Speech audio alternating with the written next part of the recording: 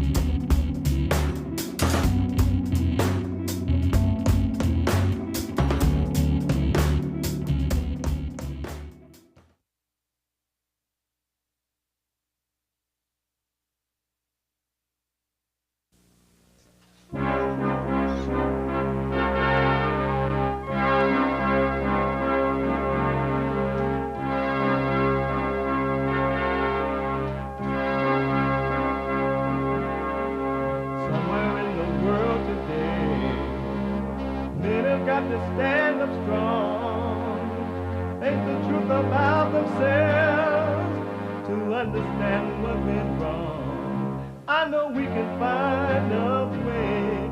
I know we can find a way. I know we can find a way to stand up, stand up, stand up.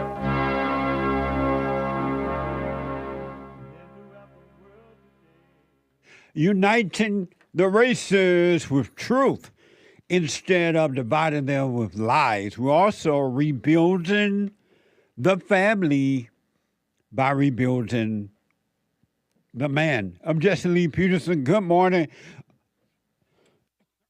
Excuse me. Welcome to the show. Good morning. I hope you had an amazing weekend. They tend to go by really fast. I don't know why, but they do. And today is April 8th already. Isn't that amazing? You can get involved by calling 888-7753-773. 888-77-JESSE. Jesse. Jesse. Very, very interesting biblical question this week. Very, mamma mia, brand new biblical question. Why do you call yourself a sinner? Why do you call yourself a sinner? Amazing question. Why do you do that? It's for you to think about what you're doing. And yesterday in the fellowship, we dealt with the last week biblical question. Not a lot. I had more to say about it, but due to time, I didn't say a lot. And last week biblical question was what connects you with the physical world? What connects you with the physical world? And the one simple answer to that is your thoughts. Your thoughts connect you with the physical world. Outside of you, your thoughts goes out into the world, from inside of you to outside. And also, psychologically, it connects you in your inner world. The thoughts do. Isn't that amazing? Get rid of the thoughts, overcome the thoughts. You will overcome the world. Because you're always thinking about this and thinking about that and thinking about something and thinking about the past, thinking about the future, or thinking about what might happen or what has happened. From within, you're thinking about that. So it connects you with the outer world. And in the world, the psychological mind, it connects you with that too, thoughts.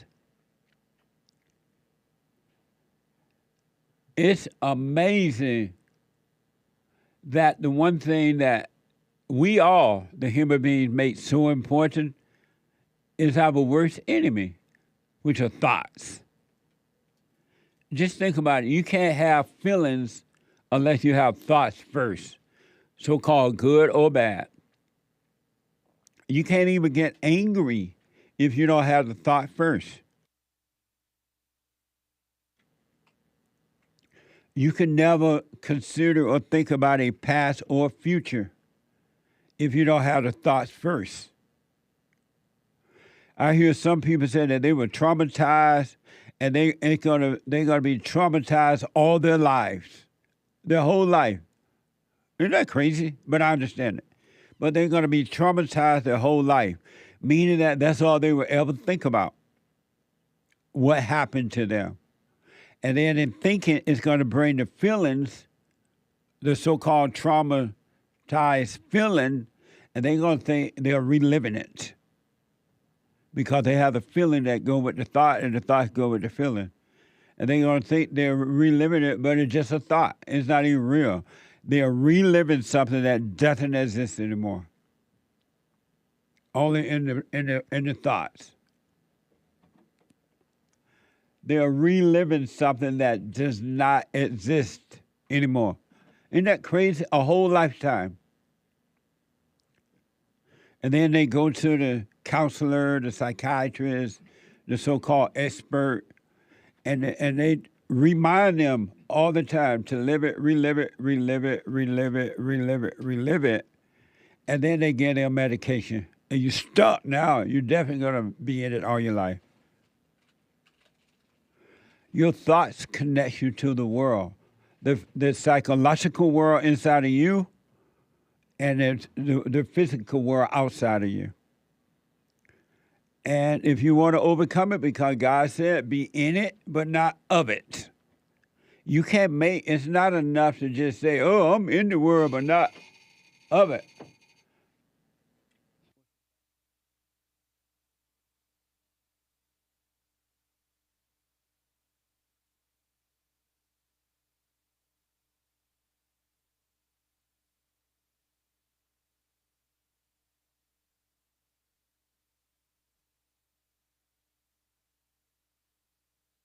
Amazing. The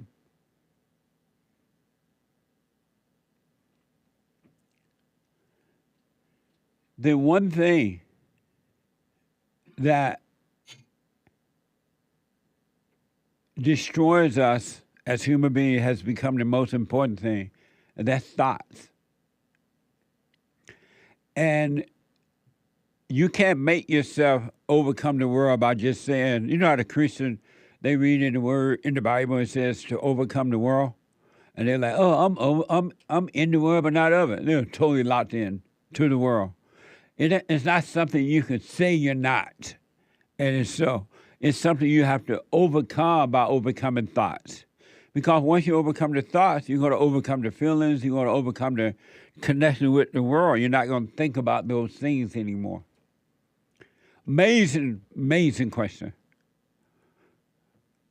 We have every way that you can watch and support the show listed on JesseLeePeterson.com/show.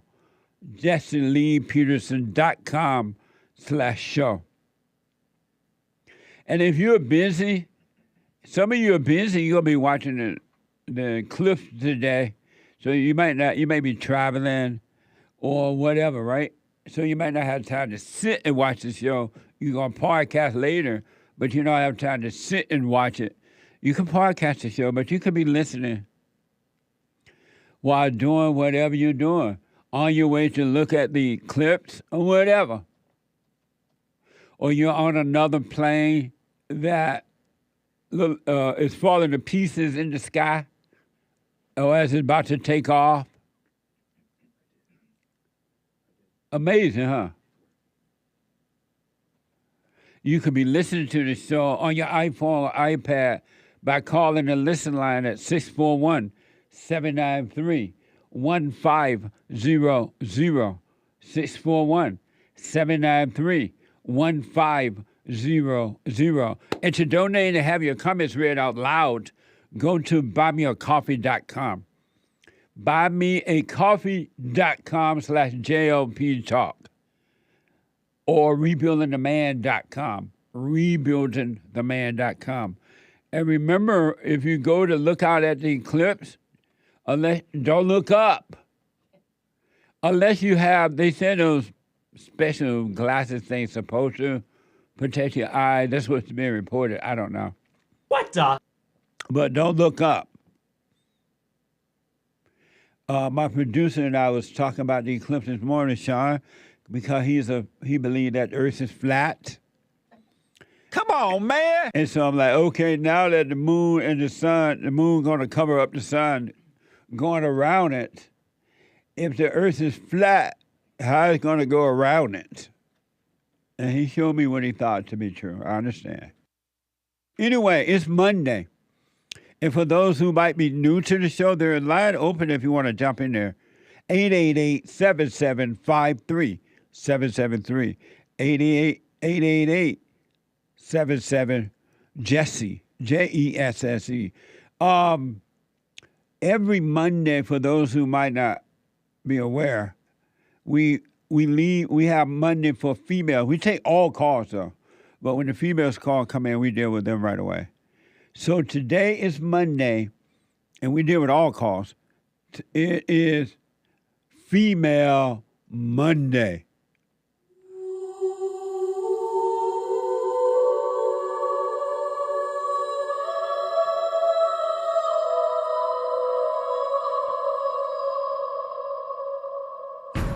I like to make men uncomfortable.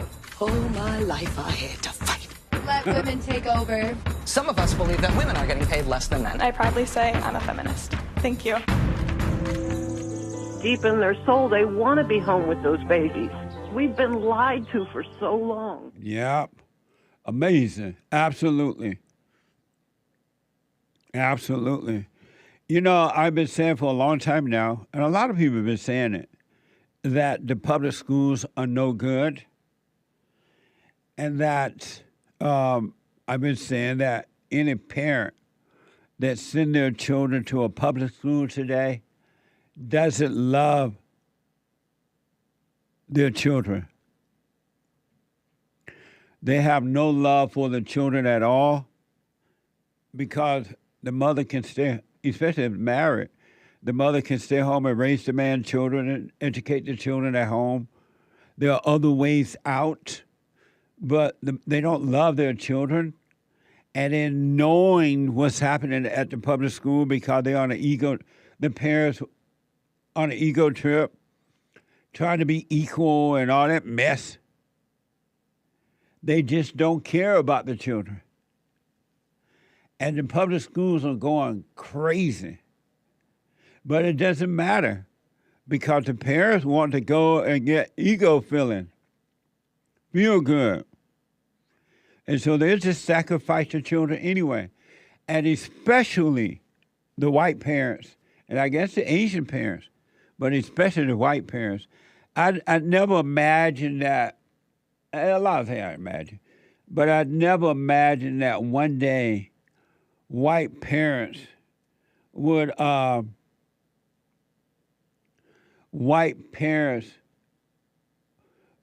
demonstrate the lack of love for their children by sacrificing them to baby care, daycare, and the public schools. And then they know, it's not like it's not known, but the white parents know that there is an attack, not only on the white adults, but on their children. And they don't care.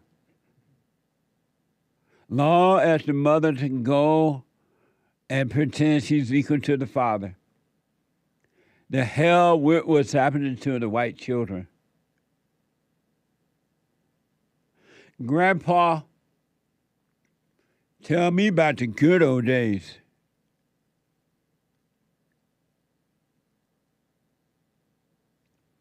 It's crazy.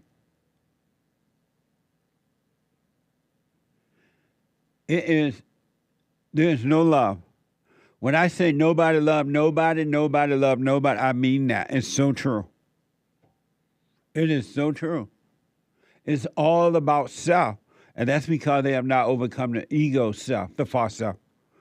Nobody, husbands don't love wives, wives don't love husbands, mothers don't love children, her own children. And they lie all the time and say how much they love them. And they be lying. And they lie about it so they can feel good about it in order to look good in somebody else's eyes.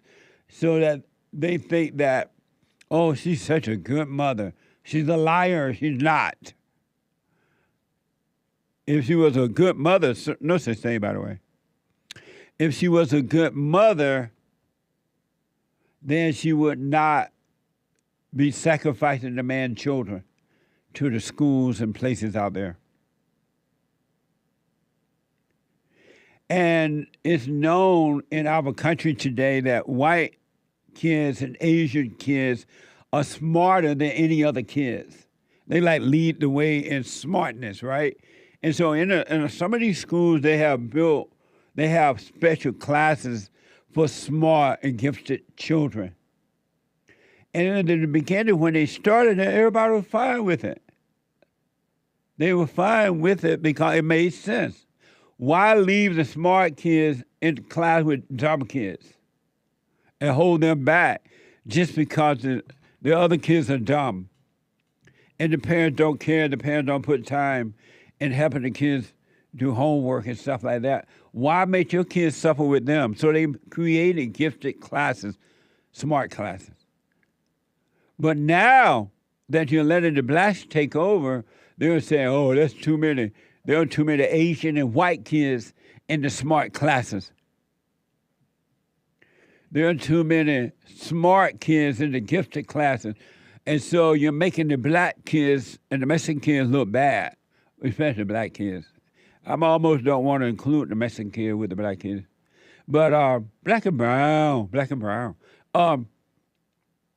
And so the blacks that are taking over saying there are too many smart white kids and Asian kids in these gifted classes, so we got to cut it out because it makes the black and dumb kids make the black kids look dumb over there by themselves, and they still over there fighting and they ain't doing nothing.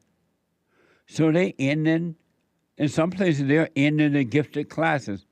According to the Daily Mail, Seattle has shuttered its gifted and talented program because the school board determined they had too many white and Asian students. Watch this from Fox.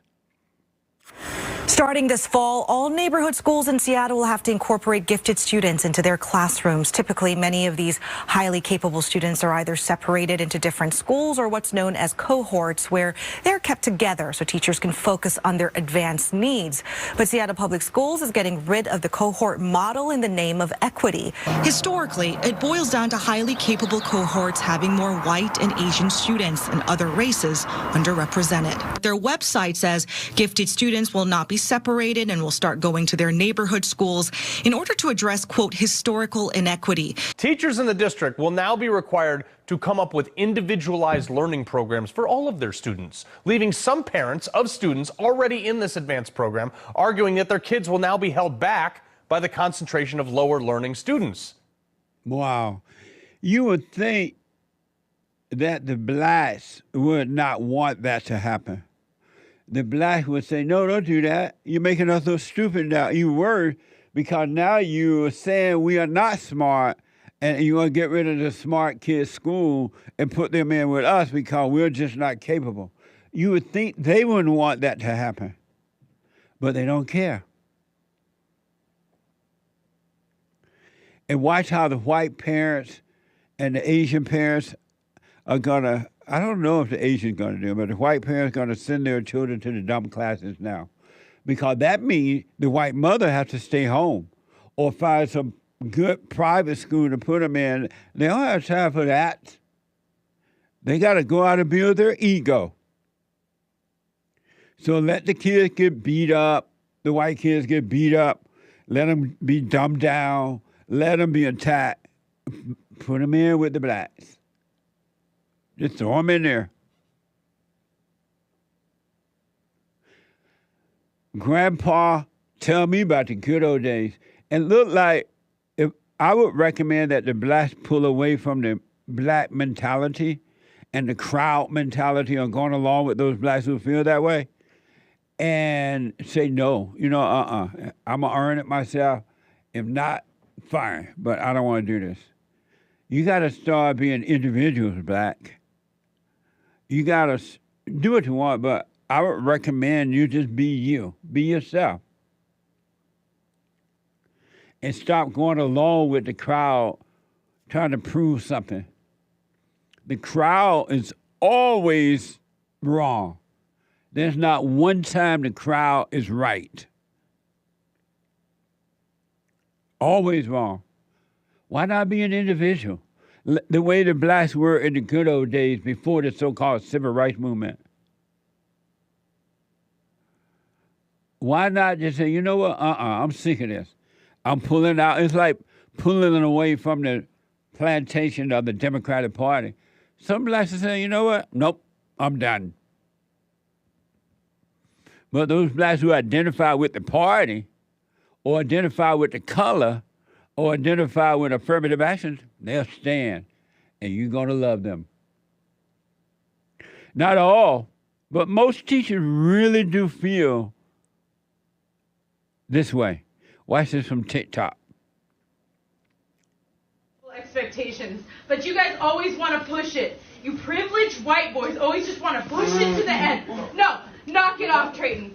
Knock it off. That's allegedly a teacher yelling at the white kids. You privileged white kids. You privileged white boys. And they laughing at her. Let me see that again from TikTok. Oh, we can't play it again, huh? We can? Okay. So this is from TikTok, and this is what appears to be a white teacher calling the white kids privileged white kids, and they're laughing at her. And she's white. She appears to be white and fat. Watch this. Expectations, but you guys always want to push it. You privileged white boys always just want to push it to the end. No, knock it off, Trayton. Knock it off. I love that how they did her. What is saying? And yet the parents might hear about that, and they're going to send the kids right back to her. Because that means if they don't send them back to her, then the mother got to stay home. And if the mother stay home and raise the man's children, educate them at home, how will she prove she's equal to the man? What will happen to her ego?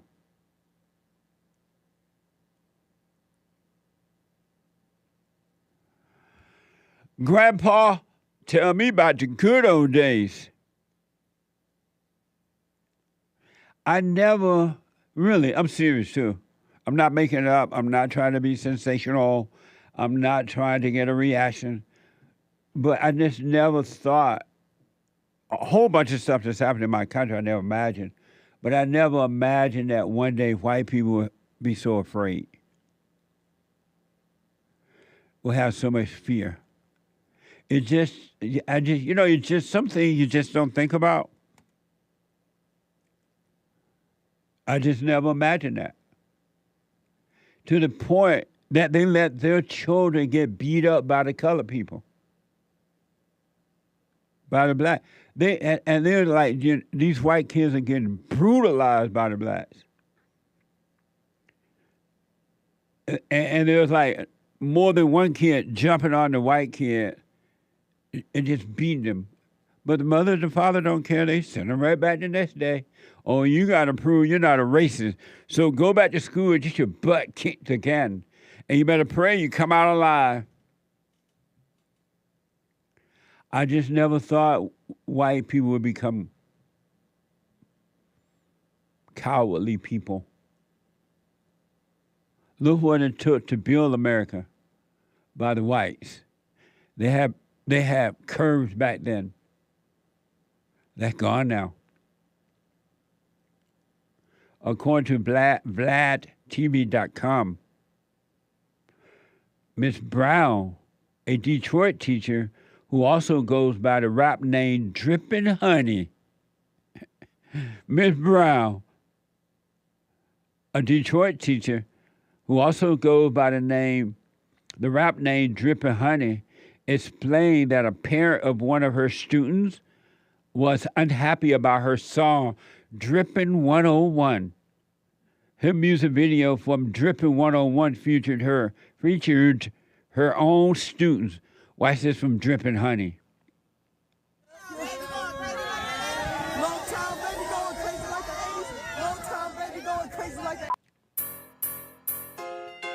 Motown baby going crazy like the 80s. Motown baby going crazy like the 80s. Motown baby going crazy like the 80s. I put it on the floor when I'm switching seats in the phone, but my eyes look at everything I touch though. Hey, I get everything I touch though. Motown baby going crazy like the 80s.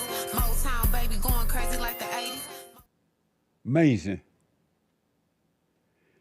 And you think it's racism that's holding the blacks back? It's that.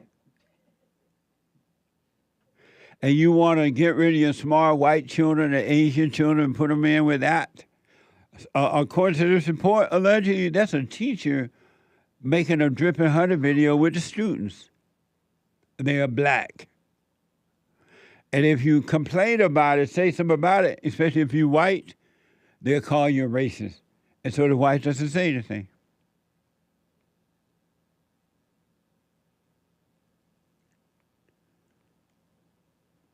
Grandpa, tell me about the good old days. I want you all to know, prior to the civil rights movement, it wasn't this way for the blacks nor for the whites. It just wasn't.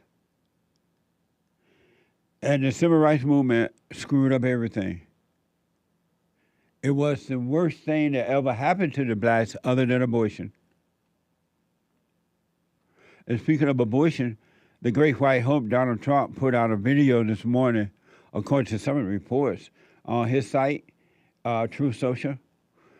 They're saying that he's going to let the state decide what to do about abortion.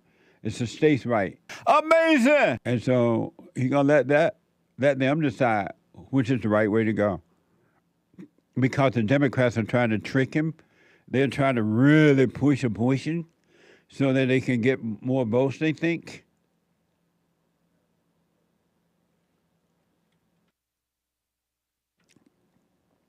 It's a spiritual battle.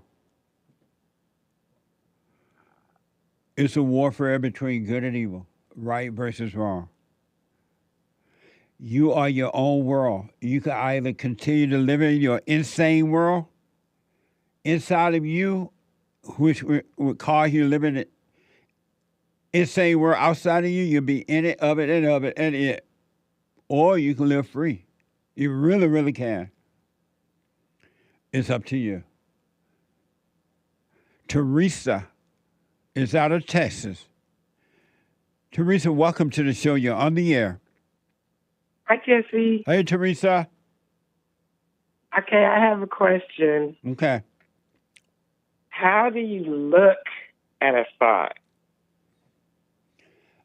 You know how sometimes you get thoughts about the so-called past, things that you have said or done, and some of those things appear to be good things and some appear to be bad? Yes. Where you can see those thoughts, when you see yourself thinking about the past, which doesn't exist, but you're thinking about an illusion, right? That's how you see the thoughts, when you're thinking about something like that. Or you're thinking about the future. What will my future be like? Where am I going to go for the future? When you see yourself thinking those things, you're looking at thoughts. But just don't ponder on them? You know, all you do is just watch them. You want to be sure to watch them, observe them. Don't run away from them. Some of them are going to be shocking, meaning that they're going to bring fear on you or sadness or whatever. But but whatever happens, you practice staying present, watching them, so that they will have to leave you. Okay. And eventually there will be no more thinking. But once you go present, they just disappear anyway, right? Right. Once you become aware of them, they disappear because the light is shining on the darkness, and the darkness cannot perceive the light. So it has to leave you and go make a home in another human being. So,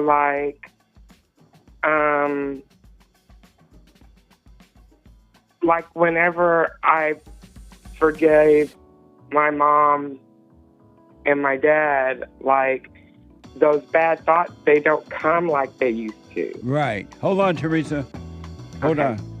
888-7753-773. A quick break. Back in a moment.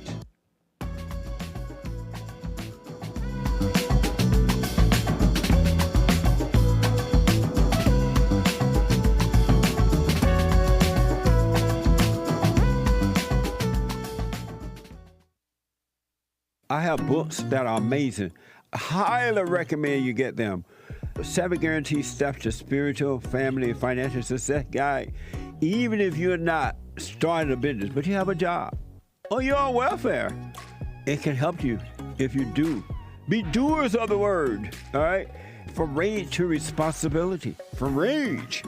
That's what I write about in the first chapter, especially how I overcame. Scam. How the black leadership exploits black Americans. They are using them. And blacks are too willing to be used. And then my last book, The Antidote, Healing America from the Poison of Hate, Blame, and Victimhood. They are all amazing books, and they are helpful. Go to rebuildingtheman.com if you want an autographed copy, or call 800-411-2663.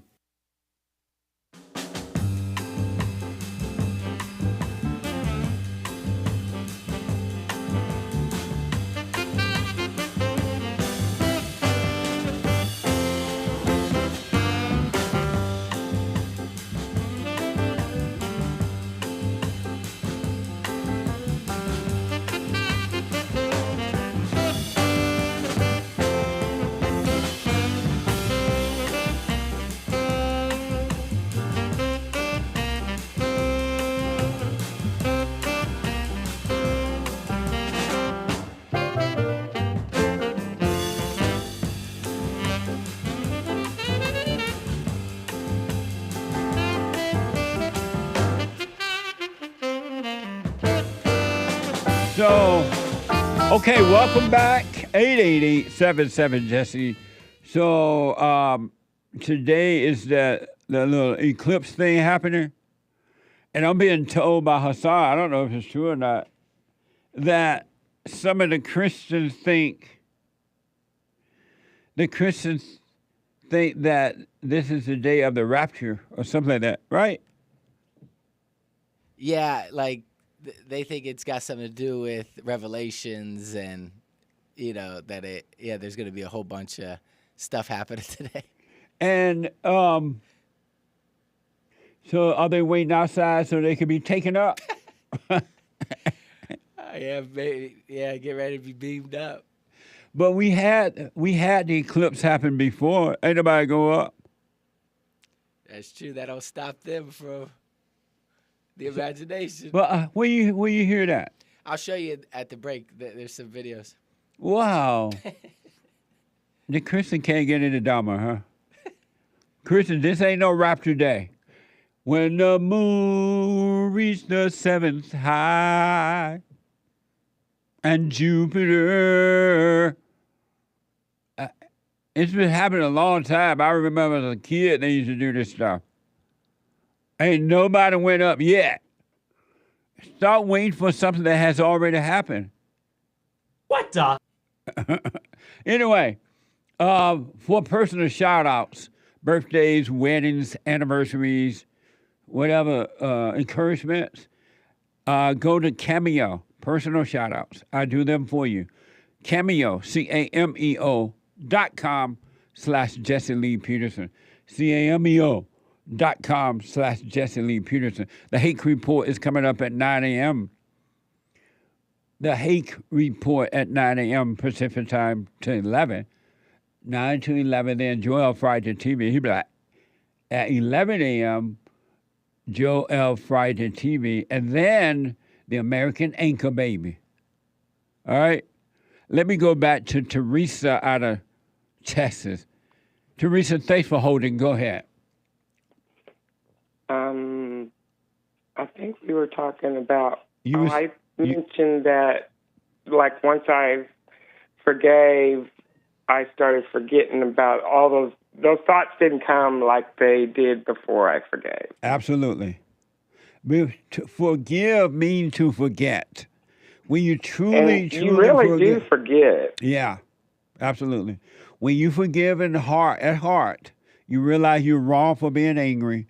Anger is hatred. Hatred is judging, right? When you truly forgive, you do forget. Because it's just all in the mind. It doesn't exist anywhere else in your body except the mind. It's just a thought. And Satan used those thoughts because your thoughts are not your own and they're not of God. They're of evil. And evil lives in the imagination and the emotions, and evil want to control you It wants you to react. It wants you to be noisy. It wants you to react so it can continue to make a home in you. I sure wish I would have known this, and I wouldn't have had to go to all them psychiatrists and psychologists.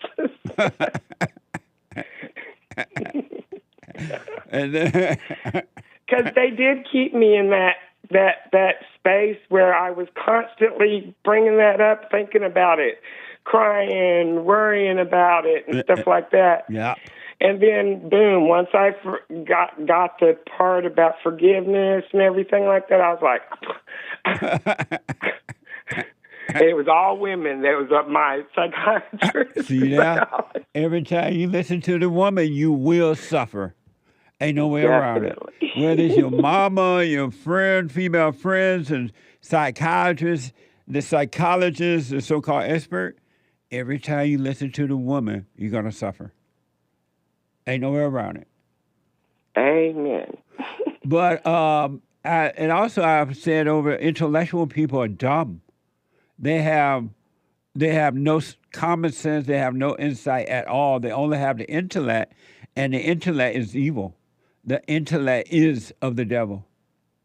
And in our country today, the intellect is pushed. They tell you to be intellectual. Or you got to be intellectual because they want to keep you in the hell that they're in. Yep. And so just watch those. All you have to do is watch them. And the fear that you're going to feel at times, that whatever you feel, it's not you feeling it. You feel it in your physical body, but you're not your body, right? You're not your mind. You're not your emotions. So you're going to feel it in the body, but it's the devil, it's the evil spirits, more than one, all these false identities. It's the evil spirits that is reacting to the light inside you. And it's acting out. It has fear. It's scared. It want to activate you to overreact. It's not you, so don't call it you, but just watch it acting out, and it will have to leave you. Right. Don't call it you. Don't give it another identity. Don't give it a name. That's what I've been working on, is by not saying, like not trying to identify with them, because I've done it for so long. Yes. And that's what keep all of us, all human beings on this planet, that's what keep them in hell. They identify with it, and then they go outside of themselves around others who identify with spirits, giving them fancy names, and they identify with spirit. They join forces, and now everybody's in hell. But you're not those things. You got to die from all identities. I was thinking over the weekend, reflecting about another form of identity. You know how you have all these different groups and clubs?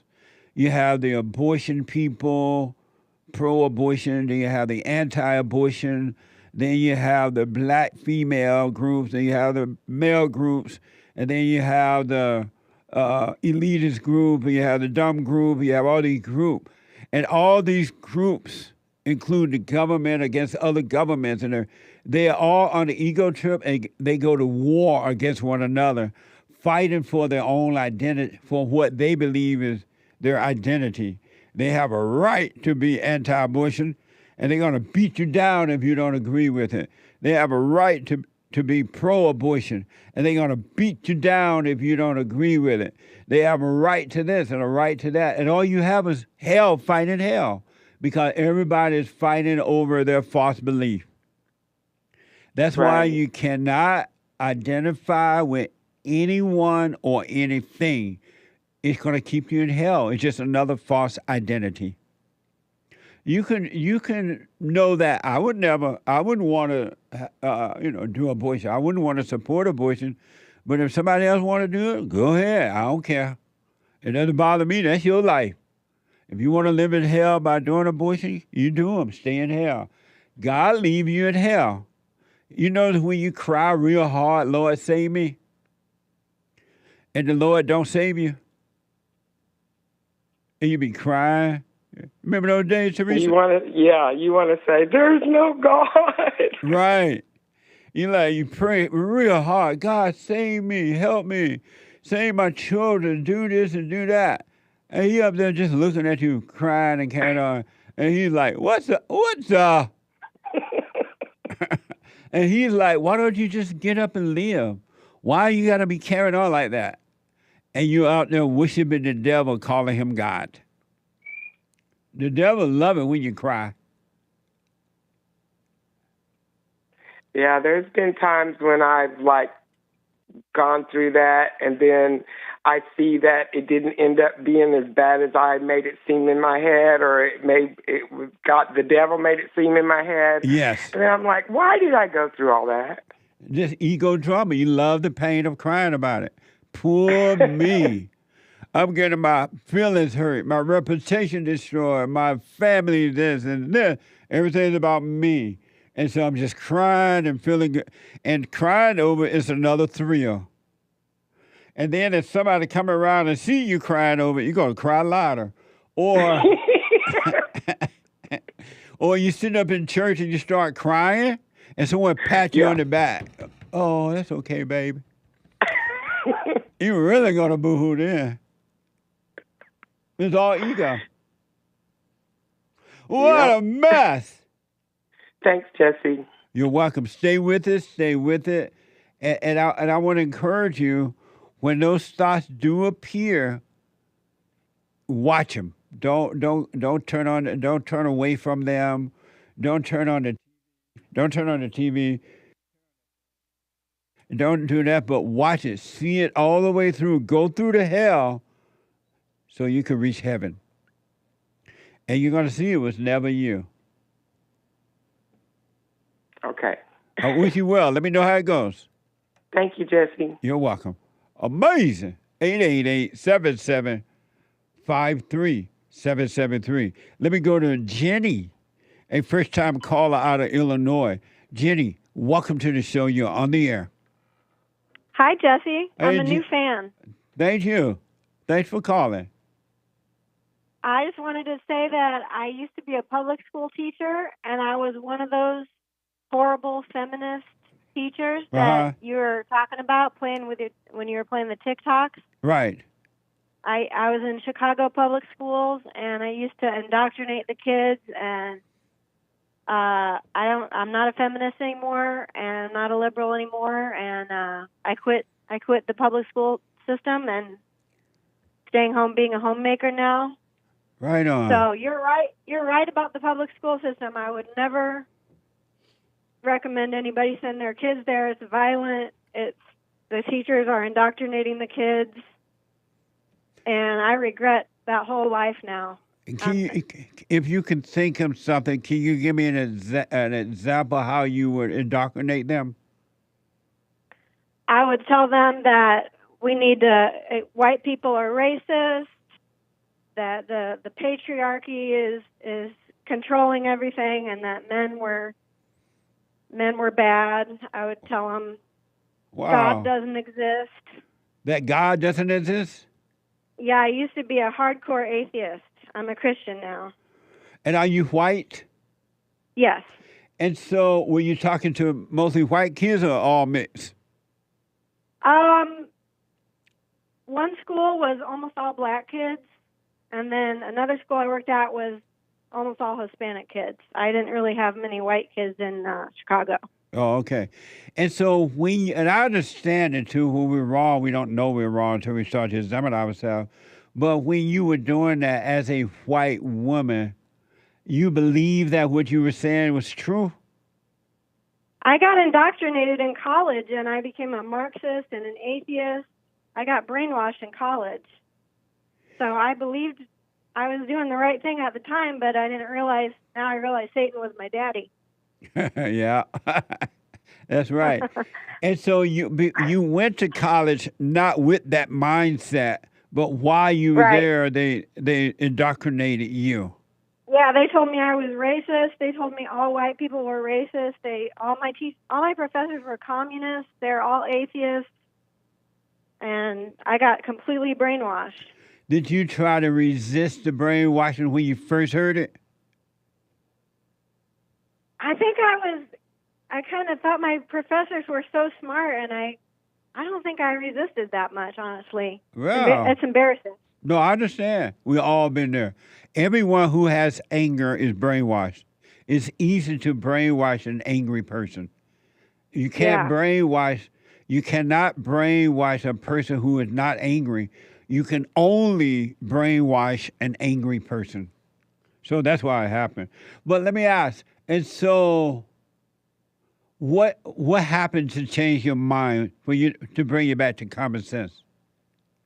Well, in 2020, when the so-called pandemic happened, I noticed that people were getting arrested for protesting the lockdowns. And then when George Floyd got killed or whatever, died of an overdose, I noticed that it was all of a sudden that all the doctors were saying racism is the bigger pandemic and it's okay for all these people to go protest George Floyd, even though people were getting arrested for protesting the lockdowns. Now it's okay to protest George Floyd.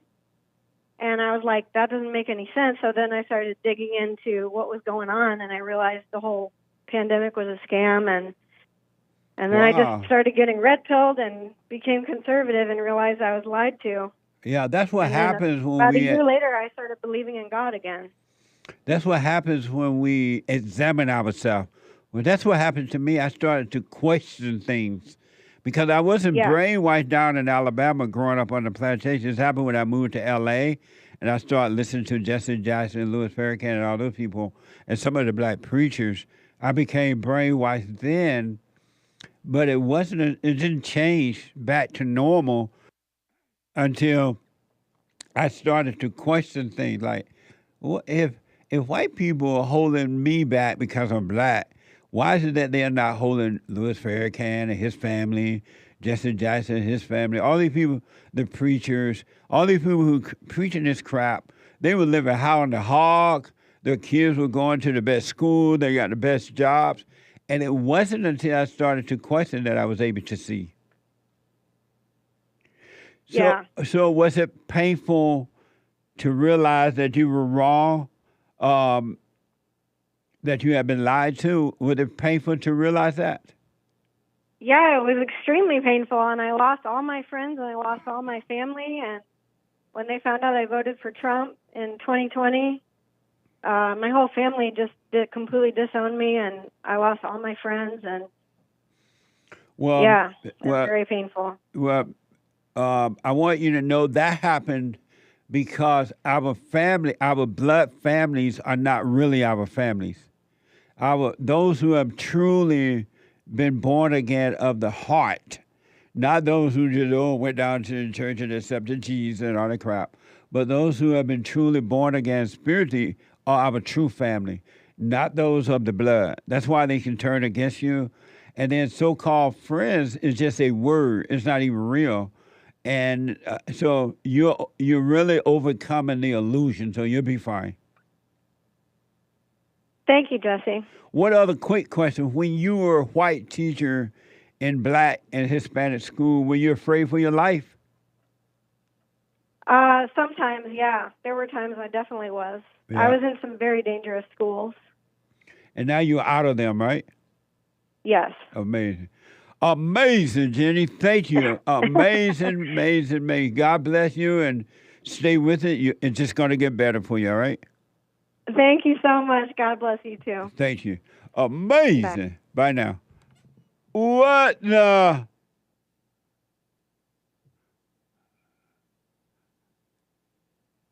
Super chat. Super chat. Super chat. There is one line open. You can get Jenny line there. 888-7753-773. Epstein's ghost gave us... Not on. Yes, it is. Oh, I just can't hear you. Oh, okay. Well, I hear you out there, but I don't hear you in my headset. Go ahead. Epstein's ghost gave a super chat. I am remiss in not reading it on Friday. You missed it? Right. Amazing. He said, Joel, E-Black. E-Black. Nice. Amir donated on Cash App saying thank you. Thank you. Thank you, Epstein Ghost, as well. Yeah. Oshkosh gave a couple of Cash App donations to bond JLP. I ordered Alpha Jerky in March, never got it. And then he says, oh, it was February. They know I'm alpha already. Strong arm emoji. Amazing.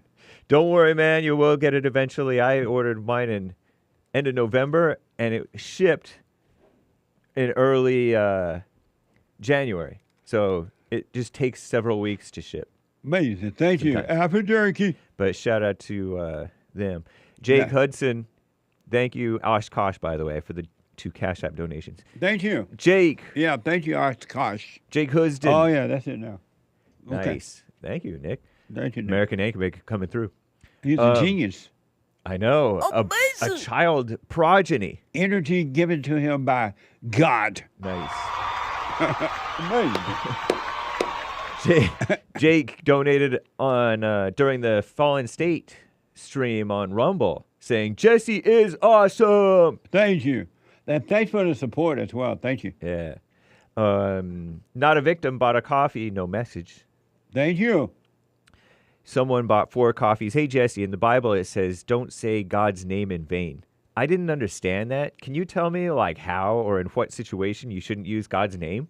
I don't know offhand. Let me smoke on it. Thank you. I think of it, can I put in my 2 cents? Yeah, absolutely. I think of it as, like, calling yourself Christian because you're taking on God's name and then not living it. I think of that as using God's name in vain. I have been told that all my life, but now that I'm starting to see, He has allowed me to see for myself, a lot of things I've been told not true. Oh, you were told what I speculated? Yeah. Oh, because I was always told, not by my parents, but by other people, saying God or, oh, Jesus. Oh, stuff like that. Saying God what?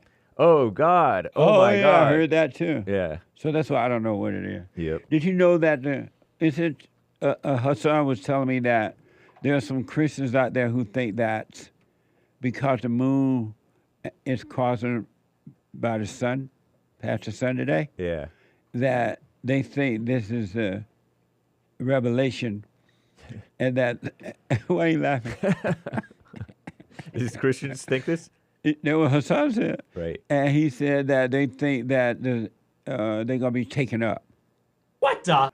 And so I asked, are they waiting outside in the fields? But no man will know the day or the hour. I know, but they're so dumb they think so.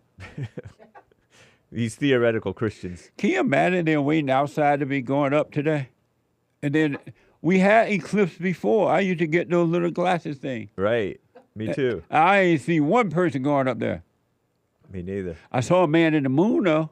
Come on, man. The smiling person, the smiling face? Well, he wasn't smiling. Or was he a figure? It was a shadow. Okay. Smiling faces. Yeah, in the moon.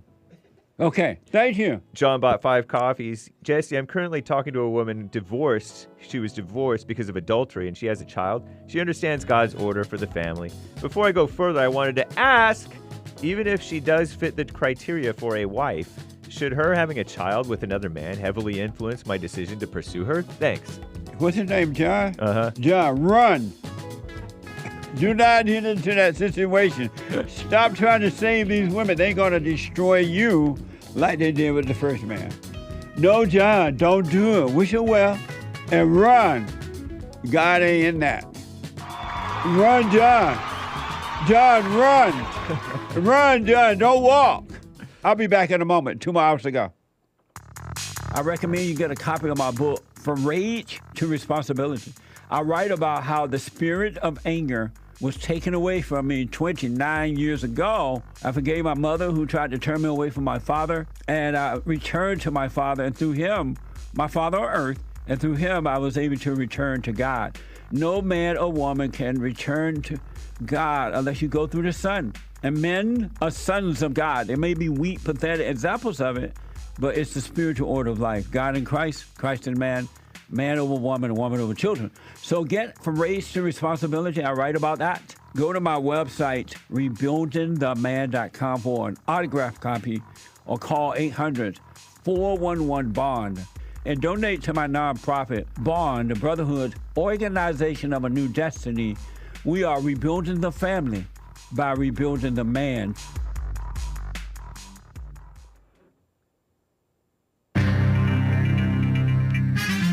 A whole lot of mess going on in the world. This is the end of hour 1 already of the Jesse Lee Peterson Show, Monday, April 8th, AD 2024. Stay tuned for hour 2. JLP will be right back to your calls. The rest of the Super Chats and more fun stuff. There is one line open. You can call in right now, 888-77-JESSE, 1-888-775-3773.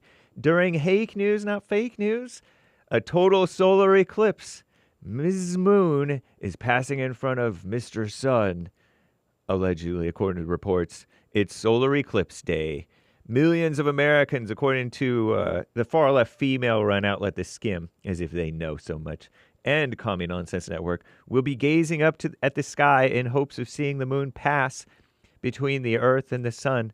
32 million Americans live along the path of totality, where it's possible to see the moon completely block out the sun in states from Texas to Maine. Nice. The phenomenon is expected to last up to 4 minutes. As for when it starts, that depends on your zip code. I guess it's around like later this afternoon, late morning for California, and we see like a 40% coverage or something like that. Fingers crossed that storm clouds don't get in the way. That's what the ladies at the Skim say, because they're superstitious. They cross their fingers. They're not Christians. This will be the last total solar eclipse visible in the United States for 20 years until 2044. Eclipses aren't just cool to see, they say.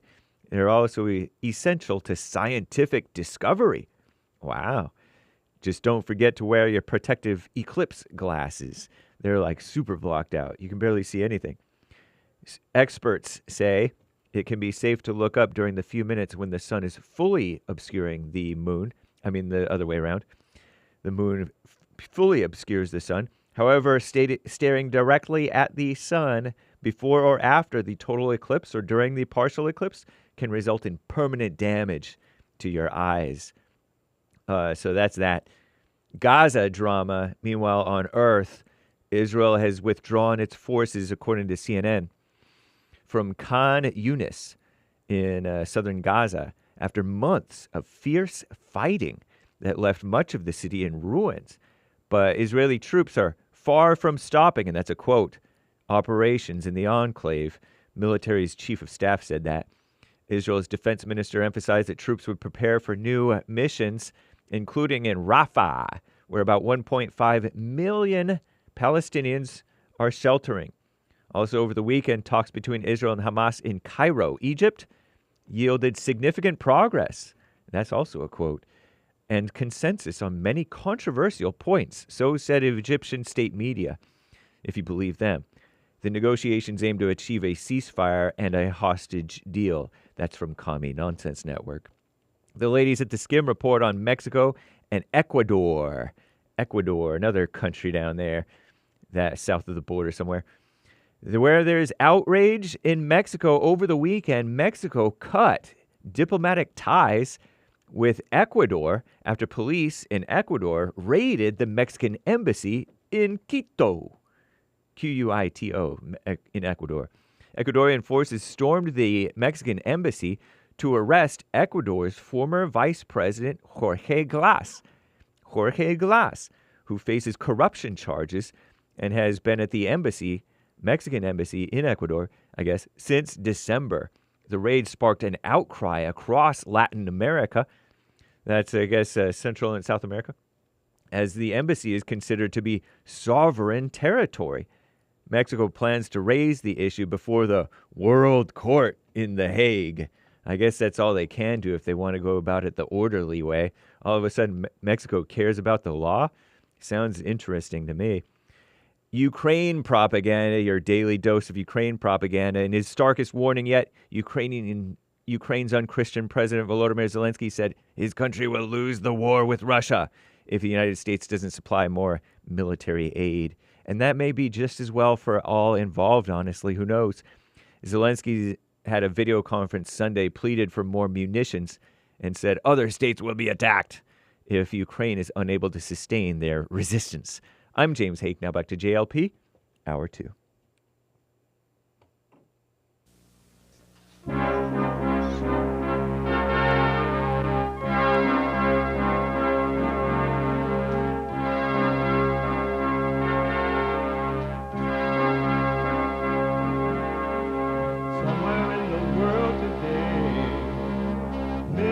to stand up strong, face the truth about themselves, to understand what went wrong. I know we can find a way. I know we can find a way. I know we can find a way to stand up, stand up, stand up. Uniting the races with truth instead of dividing them with lies. We're also rebuilding the family by rebuilding the man. I'm Jesse Lee Peterson. Welcome to the second hour of the show today. You can get involved by calling 888-7753-773, 888-77-JESSE, Jesse, Jesse. My brand new biblical question for this week. The new biblical question is a doozy. Why do you call yourself a sinner? Why do you call yourself a sinner? Why? Why do you call yourself that? I want to know, and I want you to know. Amazing. You can watch the show if you're busy and about and out, and you're a Christian and you stand outside and you heard that the eclipse is about to happen, and you looked at a video and they put together all these things that are happening, and you think the world coming to an end. Come on, man! And you think you're gonna be taken up. Why are you waiting out there, waiting on God? You could be listening to the show on your iPhone or iPad by calling the listen line at 641-793-1500. 641-793-1500. And then when you figure out God ain't coming this time either, we had eclipse so many times, and God still ain't coming, and you go back in the house looking silly, you can podcast the show. You can podcast. All right? To donate and have your comments read out loud, go to buymeacoffee.com/JLP Talk. Buymeacoffee.com/JLP Talk. It's Monday. And let me just say to the young man that Hake read a super chat, and the young man said they met, this guy, I don't know if he's young or old, but said he met some woman that meet God's criteria. She been married before, she has a child, should he marry her? I don't even know what you mean by God's criteria. That doesn't make sense. So run, don't walk, don't marry that woman. I can't tell you the number of men who met women who've been married before and or dated before, and they talking about, oh, he abused me. He did this, he did that, and now they trying to save her, and she ended up destroying him the way she did the first guy. What the? Don't do it. Do what you want, but don't do it. Anyway, it's Monday, and every Monday is Female Monday.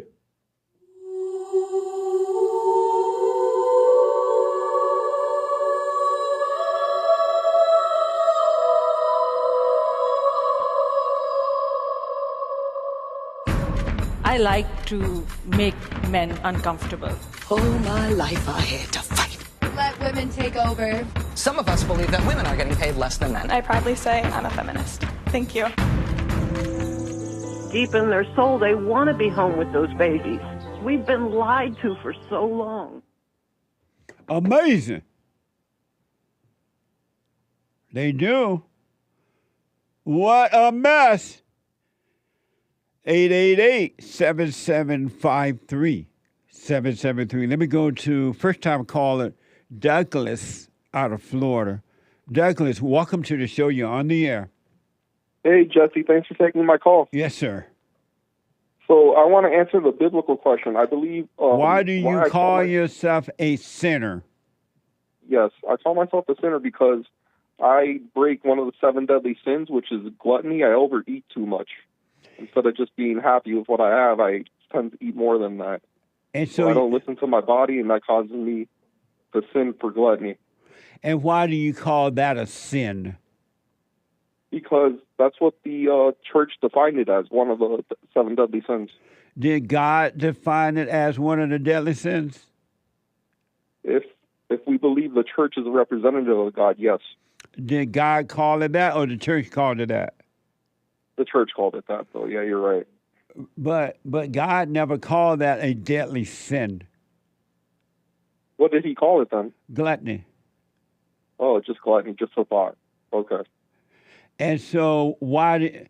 I got to wait until Sunday, but I have so many questions about that.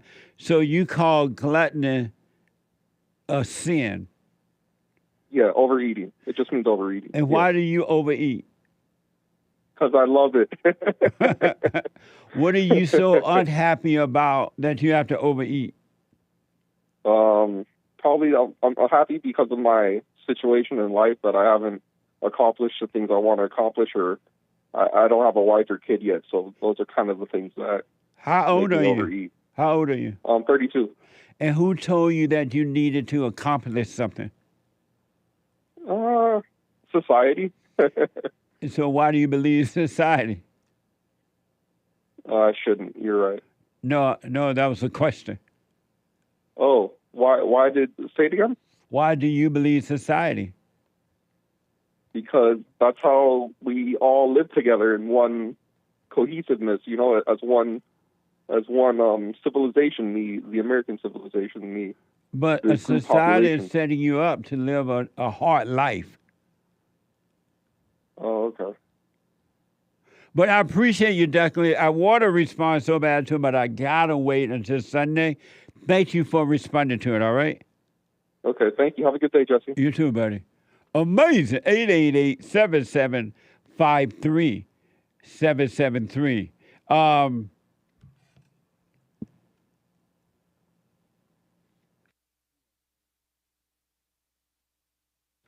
Let me go to Jeffrey, a first-time call out of Tennessee.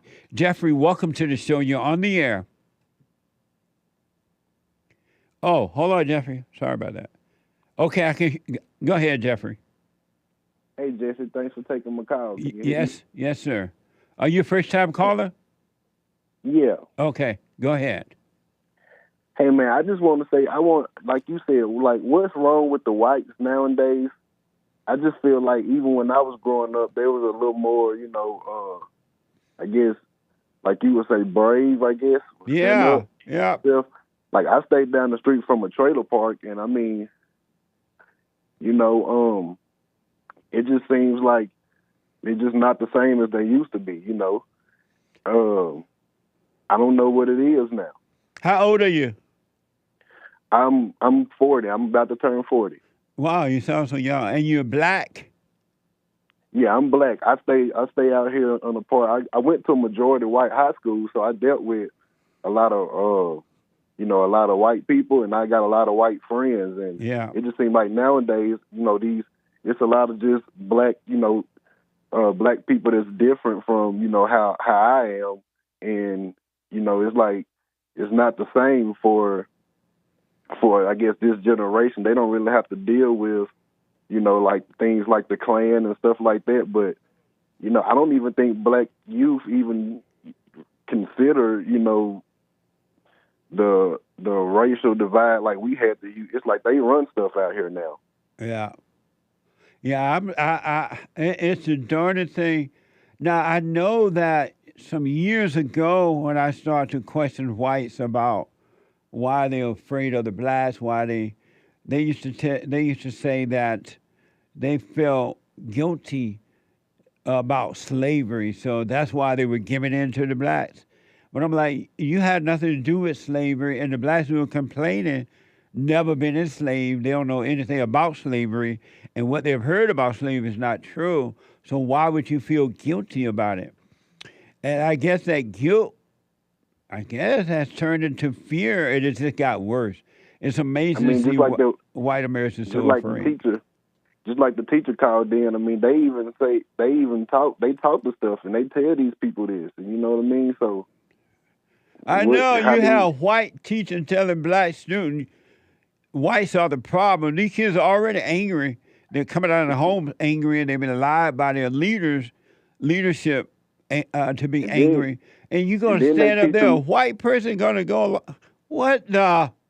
And then they teach him Martin Luther King was a hero, and hell, he was a terrorist. Yeah, he was. I don't know if he was a terrorist, but he definitely was a socialist. I mean, but you got to just look at it. If it weren't for him, they wouldn't be in the state that they're in now. Right. 100%, man. So when you say this out loud to your family members and your friends, what do they say? Well, I mean, I grew up different. I just tell people, you know, everybody's supposed to be equal, and we got to just get out here and work for ourselves. Yeah, but absolutely. You know, it's just a lot of things that, you know, a lot of people just lost their ways. But a lot of these young black people, they work for themselves, but hey, they just want to work and do, you know, the stuff that's bad. They don't want to go and get the slow money. They want to get the fast money. Yeah. So how do you feel about that? Like, because it's not the problem that these folks are so-called lazy. They just don't want to work and do the honest way. Yeah. They want to do it the fast way. How do you feel about that? Well, I definitely blame their parents for this, because when I was growing up, we were taught to save, you know, work, save, pay your bills, take one day at a time. When you become a certain age, buy a home, buy some land. And so I blame the parents I blame the parents that they didn't raise the kids in the right way. But once the kids become adults, 18 and up, then I blame the adult kid who are now an adult for not taking responsibility for their own life. Because as an adult, we are responsible to overcome as an individual. Well, yeah, these kids nowadays, though, they didn't want to be their parents. Their parents, they don't feel like their parents have enough. And it's like, that's why they wanted to get the fast money. Because their parents still working, you know, regular jobs, and that's all right to some people, but these kids don't want to work regular jobs and make $50,000 a year. Hell, they'll go make $50,000 and sell some drugs and want to be on Instagram and do all that stuff. What a sad way to live. Granny, thank you, man. I'm glad you're out there. Thank you. Hey, what about Trump, man? How you feel about Trump and these Bibles? Let me see. Let me just kind of check. From this day forward, it's going to be only America first. That's right. That's right. That's right, hey, man. It's one thing that threw me off about him. It's one thing that threw me off. And those Bibles were amazing. What about when he had said 2 Corinthians that time? I don't think he really know too much about the Bible, but I guess it's all right for him to sell them. Well, 2 just means second. Wasn't nothing wrong with that. It just, you know, I've never heard nobody refer to it as that. Right, but it just means 2 means second means 2. And when he said, I'm like, right on. Oh, okay, you agree with it. That kind of just took me off. I was like, man, he probably ain't never went to church. But all right, buddy, you keep it going, man. I will. Thank you, Graham. Call me again, all right? Oh, he hung up. Bye. 888-7753-773. Let me go. There's a line open. You want to jump in there? Let me go to Ronnie out of Ohio. Ronnie, welcome to the show. You're on the air. Uncle Jesse, how we doing today? All is well, sir. Thanks for calling. Yeah, I saw a YouTube short, and a guy was interviewing you and asking you if you were in the black category, and then you responded saying that you're American. So, and I realized after all these years of me calling, I never directly just asked you the question, are you black? Well, my skin of my body is black, but I'm not black. You're not black? No. My skin is black, and it's a space that covers my body. So if you're not black, what are you? Nothing.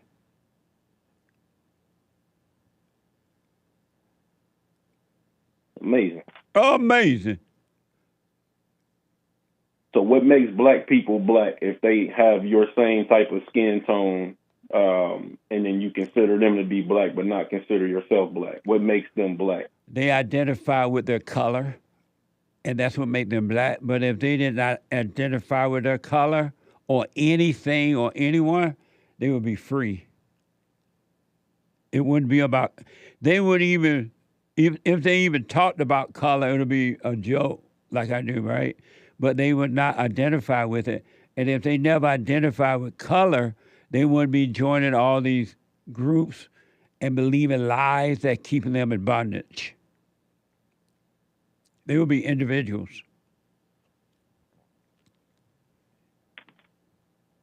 How do you know they identify with being black? Because they said and they join black groups.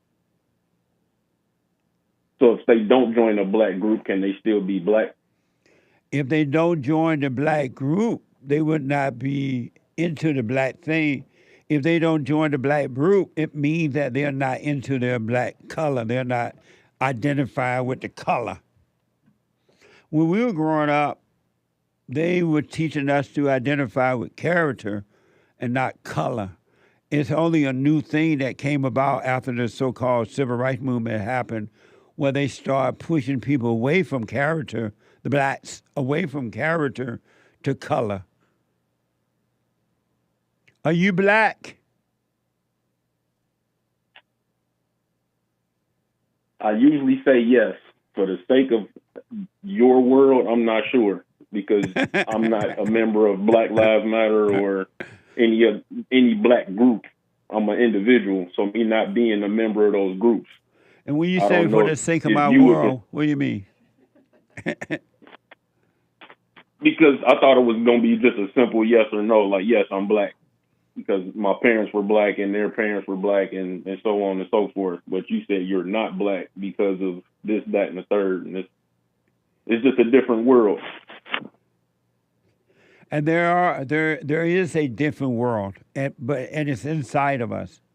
And that's the world that we are supposed to live from. That's the world that Christ came. The Father sent the Son so that we can live in a new hidden world. And that world is hidden from the children of the devil. And they all identify with everything but that world within. Yeah, he came, destroyed the flesh to pretty much show us that the flesh is meaningless. Yeah, but absolutely. On your show, you categorize people based on the way their flesh looks. Because that's how they categorize themselves. I don't call them anything except for what they call themselves. Okay, so then let me show you the other side of the coin. Should white people identify with their color? Absolutely not. Not if they want to be free. They should not. And if white people did not identify with their color, they wouldn't be afraid of the blacks. They'll have no fear at all. Or if the blacks didn't identify with their color, they will have no fear. I agree with you. Yeah. I don't think anybody should truly identify with their color. Right. Absolutely. But I think the message that you give sometimes, it's like it seems that your ideal, I guess, conclusion would be for black people to feel ashamed of being black. No. And for white people to be proud of being white. We need more white babies, and black people shouldn't be running any type of government or holding any type of government position. That's right. the message you give. And it's like, that doesn't make sense. If we shouldn't neglect the flesh, why shouldn't black people be able to do the same things as white people? Why do we only need white babies and not black babies? Well, we need white babies because though white people identify with their color, they're still innovative. They're still creative. They love a first-class life, whereas the blacks identify with their color and they loved destruction.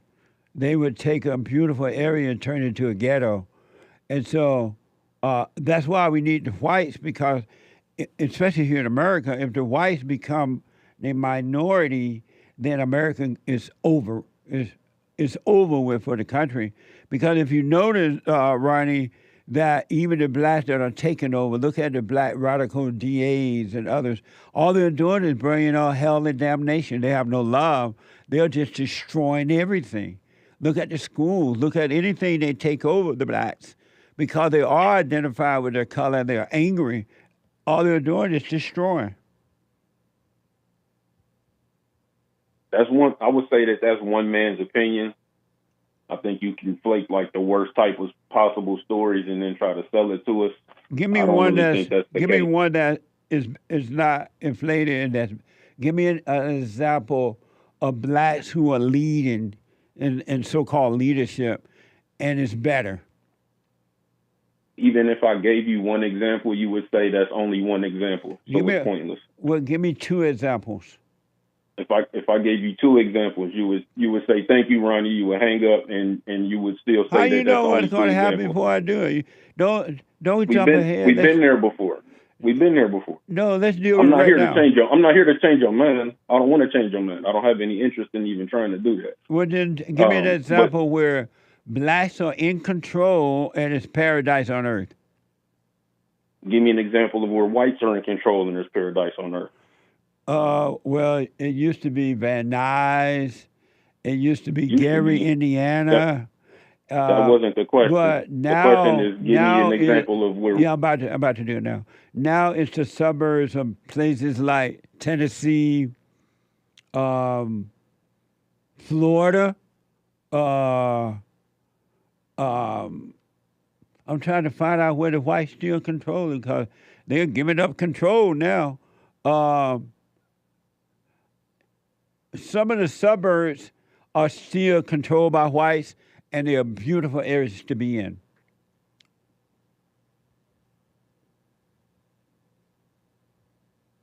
Hello?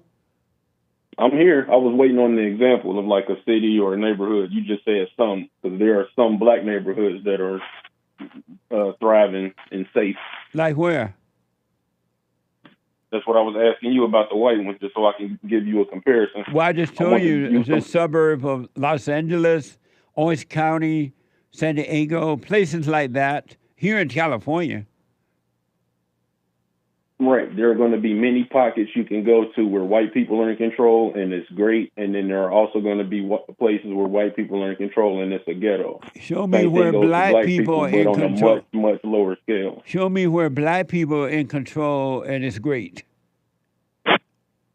That's difficult to do, knowing that there are only like 26 districts out of the 400 and whatever that are majority black. And none of them are great. Rod, I appreciate it. I got to run, buddy. Thank you. Yes, sir. Have a good week. You too, buddy. Thank you. 888-7753-773. I heard that there are parts of Prince George County or wherever in Maryland that are upscale blacks. You heard like lit. Let me go to Clayton, a first-time caller out of Illinois. Clayton, welcome to the show. You're on the air. Hey, Jesse, what's up? How are you? My youngest brother's name is Clayton. Yeah, it's a good name. It's a town in Georgia. Amazing. I'm a follower of Steven Anderson. Remember he said that if you say that you have no sin, you call God a liar? Are you answering? Are you referring to the biblical question? Yeah, I was wondering about that. Why do you call yourself a sinner? Because I know I've sinned, and it says in the Bible, the wages of sin is death. And so you call yourself a sinner because you have sinned? Well, yeah. If I wouldn't die if I didn't sin. Everyone sins. And what sin have you committed? Just things I shouldn't have done to myself. I haven't really hurt anyone else but myself. Drugs. So your sin was drugs? Yeah, pretty much. Partying. And why do you call drugs a sin? I gave it up, but because it's self-harm. God doesn't want us to harm ourselves. So. Why do you think God concerned that you may harm yourself? Well, we're all children of God, right? I mean, no matter what our color. When you were doing drugs, did he stop you from doing drugs? No, but I almost died a couple times from it, so. Right, but if he didn't stop you from doing them, why do you think he cares? Well, I just agree that we're all sinners, and the wages of sin is death. And Okay. I don't understand why you don't believe the Bible. You're calling God a liar. No, it's just a biblical question. And Clayton, I appreciate you responding. It's not Bible thumping, so I can't go on, but thank you. I'll put my 2 cents in on Sunday. Super chat. Super chats. Soul Conscious bought 7 coffees. Jesse, church was beyond great. I do notice that everything is taken care of without the thoughts, and there's nothing to do. This Sunday's church was one of your greatest of all time. GOAT. GOAT. Jesse. Greatest of all time. Thank you. I appreciate it. Thank you for your support. And you can check out the fellowship by going to rebuildingtheman.com/church. Rebuildingtheman.com/church. Thank you. Danny Moore bought a coffee. All right, Jason and the lads, James and Jesse, have you noticed when explaining the whole God process that men seem to capture it quicker and clearer than women? Is it because men are closer to God or something else? I have not noticed that. Food for thought. Thank you. I appreciate it. So Callus donated on Cash App yesterday. Thank you. Thank you. Chalice donated a few times on Cash App saying thanks. Thank you. WD41 with a Thank you. Thank you, my Lord. Thank you. Thank you. WD41 with a Ninja Guinea on D Live. Thank you for the shows. Thank you for the support. Henry Ford lives with a diamond. Melting pot guy. Source of our strength. Thank you. Amazing. Thank you. DVD bought 3 coffees. Hey, Jesse and crew. Can Satan hear God's voiceless voice or see his revelation? No. Satan hate the light. Ain't no way. No. Thank you, DVD, for short, for your 3 coffees. Thank you. Appreciate that. Sion bought a coffee. Star Sion, that is. Hake was stretching on the job, Jesse. He was stretching? Dressing? She says that Hake was stretching on the job. He's fired. Oh, no. When were you stretching? I'm not sure. You know how one time I got in trouble for that? No, I don't remember. Nice. Never ask a black man if he remembers. Thrown into the sea Thank of you, forgetfulness. Thanks for reporting it. Randy bought 2 coffees. Why does a woman get irritated when the slightest sign of beta is shown? Even if it's something as small as making a beta comment/remark? Great question. Because Satan is her God. Satan is a woman's God.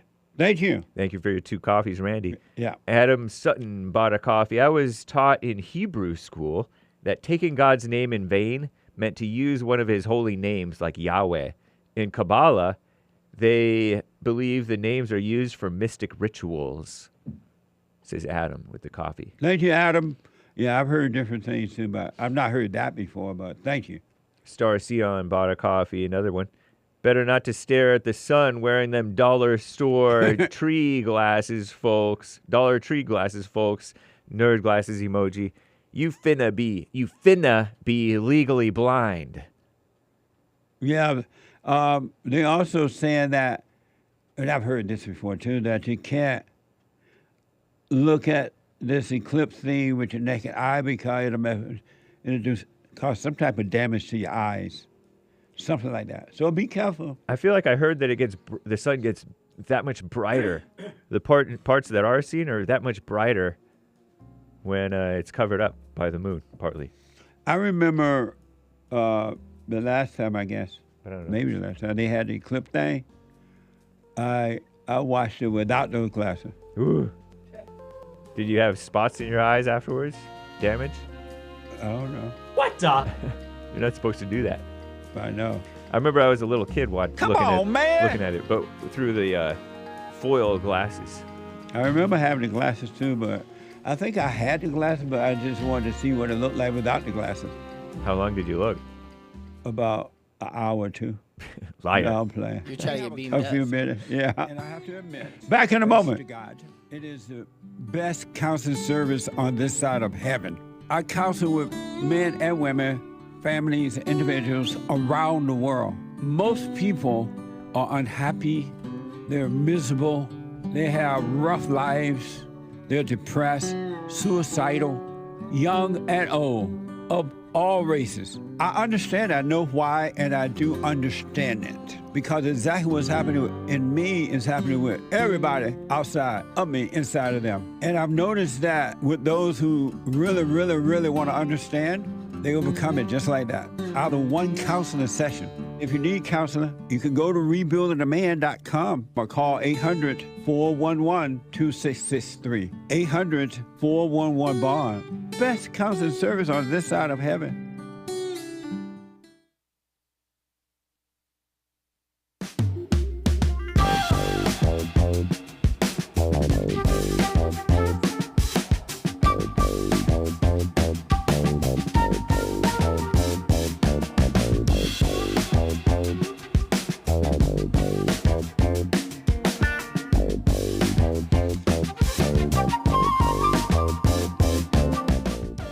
Check out our merch. Amazing merch. Really amazing. Go to rebuildingtheman.com/store. We even have the amazing Tar Baby back t-shirt. The t-shirt is back. Amazing. It was once banned, but we were able to offer it again, at least for now, at rebuildingtheman.com/store. And we have other amazing merch there as well. T-shirts and mugs and hoodies and everything. No such thing as racism. Oh, the wall going up. And never, but never, ever, but never tell a woman your problems. Stop having sex out of wedlock. Beta man, beta. All kind of goodies, all right? Go to rebuildingtheman.com and check it out. Also, support us at rebuildingtheman.com. Make a donation. We're a nonprofit. We got a lot of work to do. Make a donation or call 800-411-BOND. 800-411-2663 to make a donation. Don't forget to subscribe and follow at the JLP Radio Network, JLP Radio Network on YouTube and Instagram. All right? Rush. Thank you all in advance, though. I do appreciate it. Let's just finish those super chats we started on, then I go to the calls. Super chats. Someone bought 3 coffees. Hi, Jesse. Can you finish the lyrics? When I sing this song, singing it for my baby, she is the only one that can bring me joy. That's why I sing these happy songs. They go... It's an Otis Redding song. What is it? Salute emoji, blue heart emoji. What's the name of the song? It doesn't name it. He just starts with some of the lyrics. When I sing this song, singing it for my baby, she is the only one that can bring me joy. That's why I sing these happy songs. They go...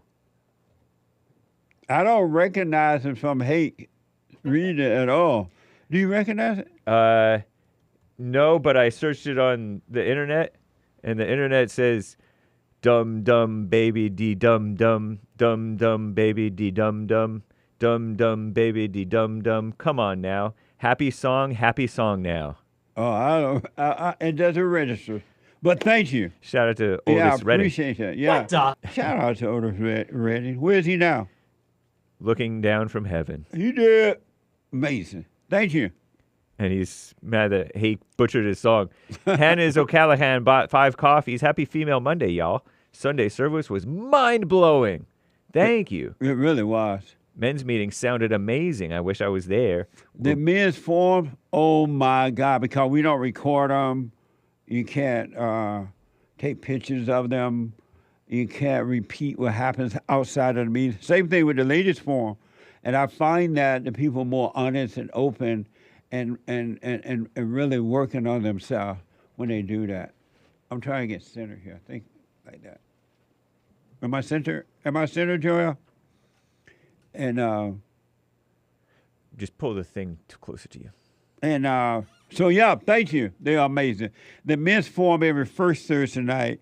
The ladies form every third Thursday night of the month. And then Sunday morning for everybody. Everybody and their mama. Amazing. Thank you.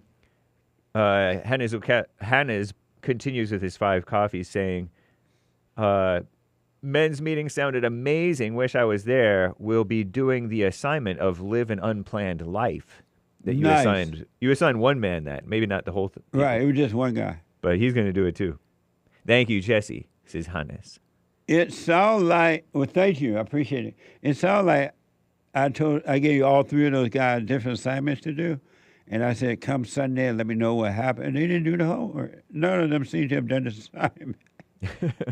One of them remembered to do the silent prayer. Yeah. But he couldn't remember anything else. But they showed up. Yeah, they showed up. That was part of the assignment. They showed up and didn't do the homework. And like I used to do in high school. Nice. I showed up, but I didn't do the homework. Better than being truant. I was at the basketball game. Nice. Don. Thank you. Don donated on Rumble, Donnie Grohl's idea. Not only did the creek rise and the earth shake here in New Jersey, but I'm one step closer to fearless living and overcoming the ego. Thank you for your patience. It is a great example for all of us. Stay with it, and you're welcome. Stay with it, stay with it, stay with it. I'm serious. You got to work on yourself if you want to be free. You just can't go down to the front of the church and accept Jesus and all. Well, that does not work that way. So stay with it. It gets better. It really, really does. Stay with it. Thank you. Canadian David, subscriber on Rumble.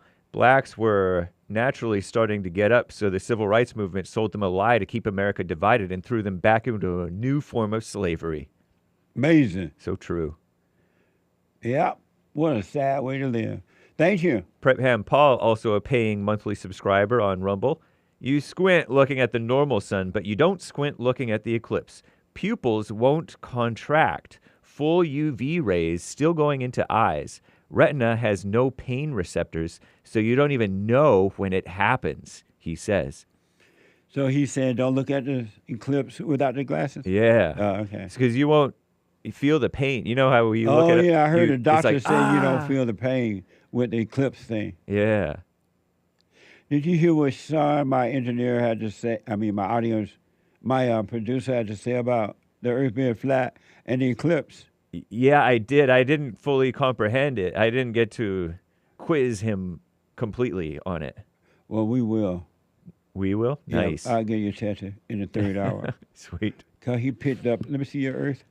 Oh, yeah, my flat Earth model. This is James Flat Earth. So, and I'll let him show you again when he come in, but he tried to prove a point, and he picked up the flat Earth. And I'm like, so for the flat Earth, and now that the moon is going around the sun, if the Earth flat, it ain't going up and down the sun? He picked it up here where it operate like this, and to go around like that. Wow. Cool. Like, but then how is it gonna cover it? Yeah. It was a flat, but I'll let him explain that. Cool. Thank you. Exciting. Looking forward to it. Next hour. Amazing. Thank you. And thank you, guys. I do believe that is all for now. Thank you all. I appreciate it.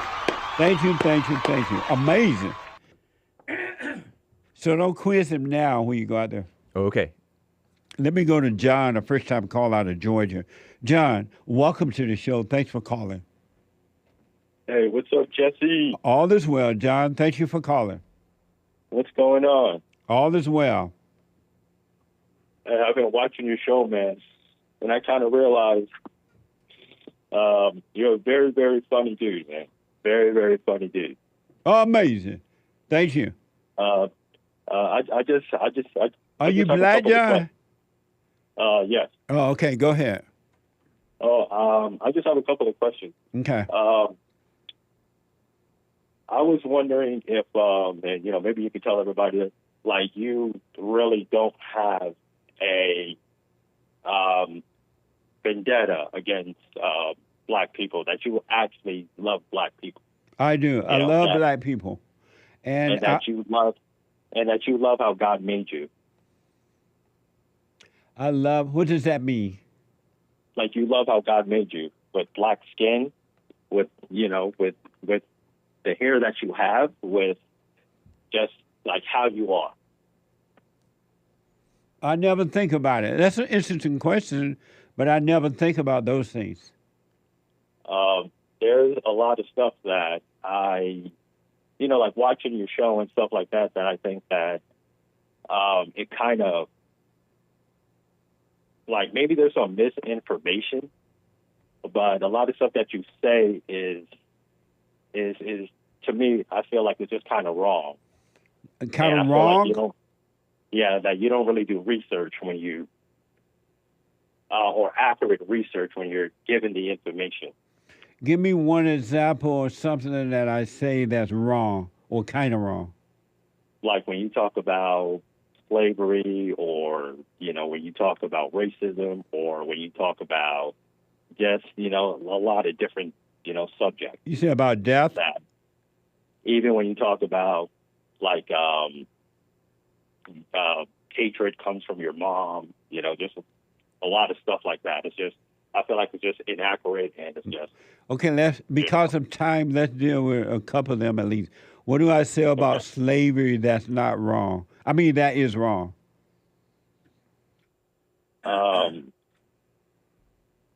The things that you say about, first, tell me why you think it didn't exist.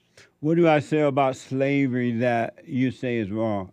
I say about slavery that's wrong. I guess like when you say that it never happened and that I didn't say slavery never happened. Okay, so what about slavery do you think that was not right? That's why I want to know your point of view. What have I said about slavery? You said that I said things about slavery that's not right, that is wrong. What have I said that's wrong about slavery? When you said that, well, to my knowledge, you said that it's just like anything that has to do with like slavery or has to do with racism, it never existed. It never, it's just a way for, people to trick you in the mind and to not have you, I don't know. But I never said that slavery never existed. Okay, so what about something you disagree with? No, but I'm trying to figure out what have I said that's wrong. So far with slavery, you can't find anything that I've said that's not wrong. How about when I said anger? You said that when I said anger come from your mother, you said that's wrong as well? Yes. How is that wrong? Because I believe it's very natural. Like, as you know, we're human. Like we're human. We're gonna have anger. Just because a person accepts Christ, just because a person comes to God, it doesn't mean that you won't be acceptable to get angry. So for somebody to actually say, hey, you're never going to get angry because now you've come to God, that's just, you're not being authentic. You're going against you're going against your humanly body, like nature. Why do you say that? Why do you say that I'm wrong when I say anger come from your mother? Because when you say that, it's kind of like it's coming from something in your past, and you're reflecting that on everybody else. It's like maybe that came from something in your past family trauma. So I feel like, okay, well, this is the reason why, you need to get away from your mama, because your mama is the one that brings anger, and then that's why your daddy left, that's why, I think when you say that, it's based on something that happened in your life, and not something that you're really actually speaking about that's really authentic, that's really coming from the Bible. Why do you say that I'm wrong that anger come from the mother? I just said that. But you haven't told me why you said I'm wrong about it. Because you just said you think, that's why I said, because you think that that happens to me. But Why do you say I'm wrong that anger comes from the mother? Because it can come from that. It just sounds like something you're saying. It's I not know, but you tell me what it sounds like, but you're not telling me why do you say I'm wrong that anger comes from the mother? You're telling me what it sounds like, but you're not telling me where I'm wrong. It can come both ways. What do you mean like both ways? It can come from, you can have anger from your dad. You can have anger from your mom. It can come from both ways. How can it Both come ways. from the dad? You know, like if the dad left or if the dad decides that he doesn't want to be in his kid's life and then the kid gets angry at that and gets mad. Like it can come That's not from true. Kids don't get mad because the father decides it doesn't want to be in his life. Kids get mad because the mother tells them that the father didn't want to be in his life, because most of the time, you may find exceptions to the rule, but most of the time when fathers leave, they don't leave their children, they leave the mother. And the mother is angry at the father and giving him hell, ran him off. And she never admit that she ran them off. She tell you, even if she doesn't say negative things about him, but her spirit hates the father, and the kids can pick that up as well. And so it comes from the mother because her nature is evil. And I totally disagree with when you said that those come from the mother because her nature is evil. Why do you disagree with that? Because like even if you read the Bible, see, like this is what I'm saying. Like you don't stick to the Bible. You're implying your own thoughts in that. Because in the Bible, if you read the Bible, it goes both ways. God punished Adam and Eve. He didn't just punish Eve. He punished Adam and Eve. But if you actually read the Bible, why did he punish Eve? Well, he punished Eve because she listened to the serpent. And why did he punish Adam? And he punished Adam because he listened to Eve. I rest my case. But if you read into I that rest verse, my case. That's in the word, man. What the? Nope, you don't get to win that. But if you read on I don't to get that, to win what? See, that's what you do. You don't go on. You don't read more. You stick right there. You have to read more. And then it says after that, he said, Adam, because you have hearkened unto your wife, this is why this is going to listen to you. So now you have to now you got to listen to really what it's telling you. Since Eve listened to the devil, okay, the devil became her god when she listened to the devil, Adam, and ever since then the evil spirit been coming through the woman. The devil spirit lives in the woman, and because the man has made the woman his god by listening to the woman, her spirit, the spirit he received, come through the woman. So you just proved my point. I do appreciate your call, John. I got to run because of time. I didn't want to give you a chance to. I didn't want to. John. See, that's what you're doing right now. What? You're running. You're running. You're not listening to what I'm saying. I am listening. You just proved. You haven't shown me yet. Well, you didn't show me where I'm wrong about slavery. No, you haven't shown me where I was wrong about the anger boy. Yeah. About it, whole lot say, you know, you haven't shown me where I'm wrong. Where about the anger? God blamed both of them. You're blaming the woman. We were saying the same thing. God said because you listen to the woman, you will suffer. He blamed both of them. He blamed the right. He blamed her. Right. So I'm not wrong by that. If he only blamed the woman, then the woman would just have been the only one that got the punishment. But God blamed Adam as well, so they both got the punishment together. Hey, John. God gave both of them. Yes. I said the same thing. God gave both of them the punishment. I said the same thing. Okay, so what do you... Why am I wrong? All you doing is saying what I said. How am I wrong? Yeah, but you're coming up with this one single thing like, okay, well, that's why the women are evil. No. It is the reason. Even Jesus says that you're of your father, the devil. Who was he talking to? He was talking to a man as well. John. He wasn't just talking to the woman. John, I got to run. Thank you, buddy. I really do appreciate your call, though, all right? Call me again. Yeah, you're welcome. I will. You're welcome. All right, buddy. Okay. He said what I said. He listened to the devil. She was punished, not the devil, her God. The man listened to the woman. He was punished, not the woman's his God. That's why you must be born again. Brian out of New York. Brian, welcome to the show. You're on the air. Hey, how you doing, Jesse? All is well, Brian. All right. I was just calling to ask you if you saw a video that had been going viral recently about it was these two WNBA players that were calling the college women's game. Did you see it? No.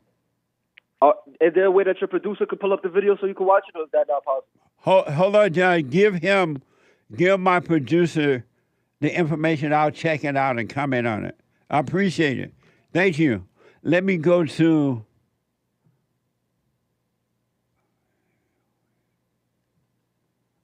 Ernest, a first-time caller out of Connecticut. Let's see here. Ernest, welcome to the show. You're on the air. Thank you. I appreciate you taking my call. Yes, sir. So I wanted to make two comments, and I definitely understand and appreciate your time and understand the importance of what you're talking about. I'm almost 60. I'll be 60 in a few years.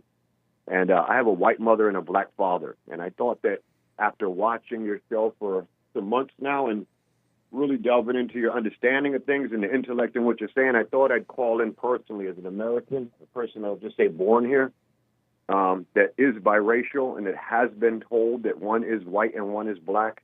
I've been told this my whole life. I wanted to call in and tell you two things that I think should need to be cleared up by some of us that just know, some of us that studied a little bit into this stuff. Number one, racism does exist. Number two. You say it does? Does. Okay. And I'm going to number one, and I'm going to get into it and tell you. And so number we can two? have the actual proof. There will be no more questions after this. All right? You won't have to ask And number anybody two? else. And number two? And number two, I'm going to prove to you who the racists are. Okay, give me an example of racism existing. Okay, an example. No, of give me racism proof. existing. No, give me proof that racism exists. Okay, here's the proof. There is a story going around this planet that the Greeks put out a long time ago before the Dark Ages. And during the Council of Nicaea, they came together and put a story together. And during that time, they convinced, during a wicked time where they're whooping people and taking people from around the country and forcing them into submission, they convinced groups of people of all different colors that one people are chosen spiritually, and that's the race, right? And we all know who they are. They're claiming to be chosen. The Jews. Right? I'm sorry? The Jews were chosen.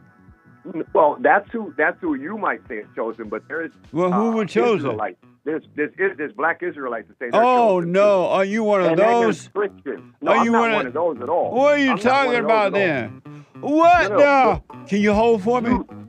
Listen, you Ernest, have to- can you hold for me? Ernest. Yeah. Let me take a break, all right? Hold on, Ernest. 888-7753-773. A quick break. Hake coming in with the hate news, not the fake news. The guy with the good hair. Back in a moment. I just want to say thank you for everything that you do. You've absolutely changed my life for the positive, and I just want to thank you. I was 29-year-old beta, living at home with my mom, and just was living in fear and in doubt, and I couldn't hold down a job. And then I found you, and I started listening. I started just being more at peace, and I forgave my mom, and I forgave my father. And it's like right after that, everything just changed in my life, and I was able to get a good job, and I moved out, and I live on my own now, and everything has just changed. And I just want to say thank you, and I appreciate you for spreading that message. It really is a positive message. Amazing. That's good, man. I want people to know God loves us in ways that there are no words to express, because you have nothing to compare it to, right? Stay with the silent prayer. You haven't seen anything yet. It gets better.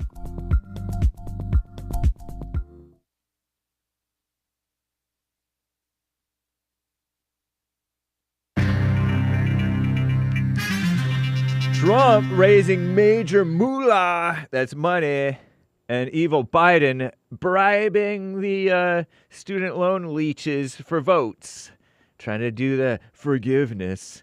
And that meanwhile, housing is through the roof and planes falling apart. It's a mess.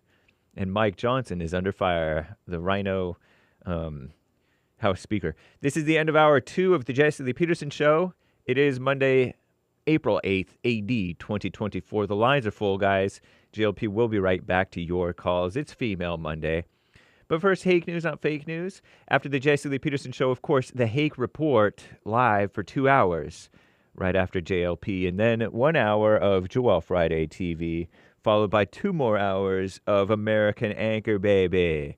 So you can go to jesseleepeterson.com/show and scroll down to the network section in order to find all of your favorite JLP radio network hosts. Nice.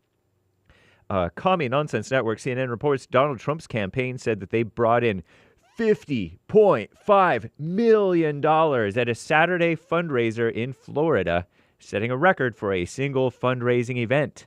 The haul comes as our greatest president's political operation scrambles to close the financial gap with crooked Joe Biden and the Demon Rat Party. You may recall that it took evil Biden, evil Obama, and evil Bill Clinton and a bunch of whole stars to bring in a measly $25 million or something. I think it was reported last week with a single event in some fancy area of the city, of the country. And that was the that was another record-breaking single fundraising event. Wow, and Trump topped them, allegedly. Interesting. Something like that. Student loan forgiveness. CNN shares a quote. Debt cancellation not only benefits borrowers, it benefits the entire economy. That's the crooked Joe Biden administration unveiling new details of a new plan to forgive student loan debt. These students go get brainwashed to become Marxist atheists who hate the country and white people and Christians, and then they take out loans and then they don't pay them back. The proposals announced today will mark crooked Joe Biden's second attempt to implement broad student loan forgiveness after the so-called Supreme Court rightly struck down his first plan last summer. So now he's bribing for votes, bribing the young and dumb for votes. Housing is through the roof. What's becoming an elusive American dream? Ask the ladies at the Skim. Housing. A new survey from Redfin, whatever that is, found that 1 in 5 so-called Americans are skipping meals in order to afford their mortgage or rent. Another 1 in 6 so-called Americans are skipping or delaying medical treatments. Meanwhile, another half of the United States struggling to make their payments on time. Don't know what struggling means. The report comes as home prices have gone up about 60% over the past decade amid a housing shortage that states and federal governments are struggling to address. Meanwhile, they're letting the illegals in like crazy and enabling homelessness. What a mess. Planes are falling apart. What's feeding travelers' fears? Another plane part falling off, say the ladies at the Skim. Yesterday, the FAA, Federal Aviation Administration, said they're investigating after an engine cover fell off of a Southwest Airlines Boeing plane during takeoff, hitting a wing flap. First, it was Alaska Airlines Boeing plane. Now it's Southwest Airlines Boeing plane. The flight from Denver to Houston returned to the airport and the passengers boarded a different plane. The incident comes as authorities already have their hands full on separate probes involving Boeing and Southwest. So, in recorded air traffic control audio with this incident, one of the pilots said several passengers and flight attendants heard something loud hit the wing during the takeoff. What a mess. Mike Johnson is under fire. I guess I'll have to tell you about that on the Hake Report. Last week, Marjorie Taylor Greene bluntly warned Johnson that moving ahead with an aid package for Ukraine would be one of the most egregious things he could do. So the rhinos are fighting. I'm James Hake. Now back to JLP, Hour 3.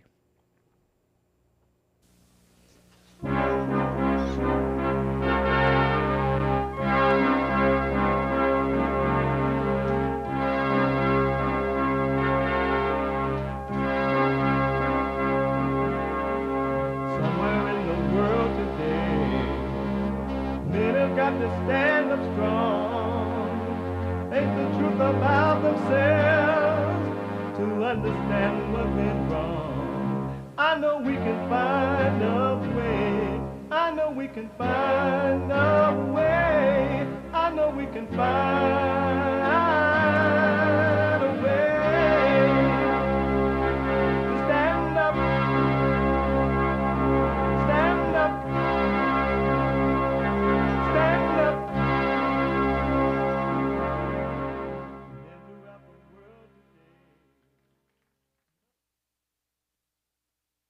Uniting the races with truth instead of dividing them with lies. We're also rebuilding the family by rebuilding the man. I'm Jesse Lee Peterson. Welcome to the third hour of the show already. The third hour of the show already. You can get involved by calling 888-7753. 773-888-77-JESSE. JESSE. My biblical question is a doozy. My biblical question. Why do you call yourself a sinner? Why do you call yourself a sinner? This is an amazing question. Amazing. The birds are pretty. Is one flirting with the other one or something? Oh, so the red-haired bird is asking the blue-haired bird why you call yourself a sinner? Is that right, Sean? Oh, amazing. If you're like out and about working out or whatever you might be doing, you could be listening to the show on your iPhone or iPad by calling the listen line on TalkStream Live at 641-793-1500. 641-793-1500. But you can podcast the show as well. But if you want to talk to me now, you can call 888-7753-773. To donate to have your comments read out loud, go to buymeacoffee.com/JLP Talk. buymeacoffee.com/JLP Talk. Or Bond JLP on Cash App. Bond JLP on Cash App.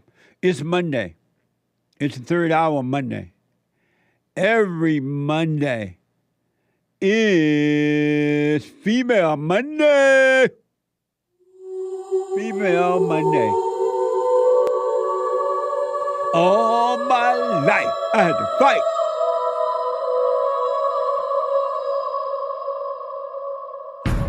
I like to make men uncomfortable. I bet you All do. my life I had to fight. Let women take over. Some of us believe that women are getting paid less than men. I proudly say I'm a feminist. Thank you.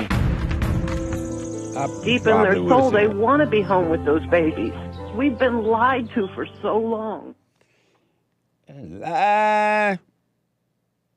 888-7753-773. I want to go back to Ernest, our first-time caller out of Connecticut. I had to put him on hold because of time. We ran out of time. Time won't give me time, but time made lovers feel like they got time. And Ernest trying to said that he's going to prove to me that racism does exist and something else exists. I forgot what else. Hey, Ernest. Yes. I'm here. So go right to your point. Prove to me that racism does exist. Okay. And So you said you're during- half white and half black, right? My mother's white. My father's black. I'm Okay. the first mix. Neither one of them had mixed. No families on either side had ever mixed that we Okay. know of. So prove to me that racism exists. Okay. Now, during the Dark Ages, 1,000 years after the 300s, when the Bible was created in the Council of Nicaea, 325 AD, by the Turkish, Istanbul, Constantine, and the rest of them out there.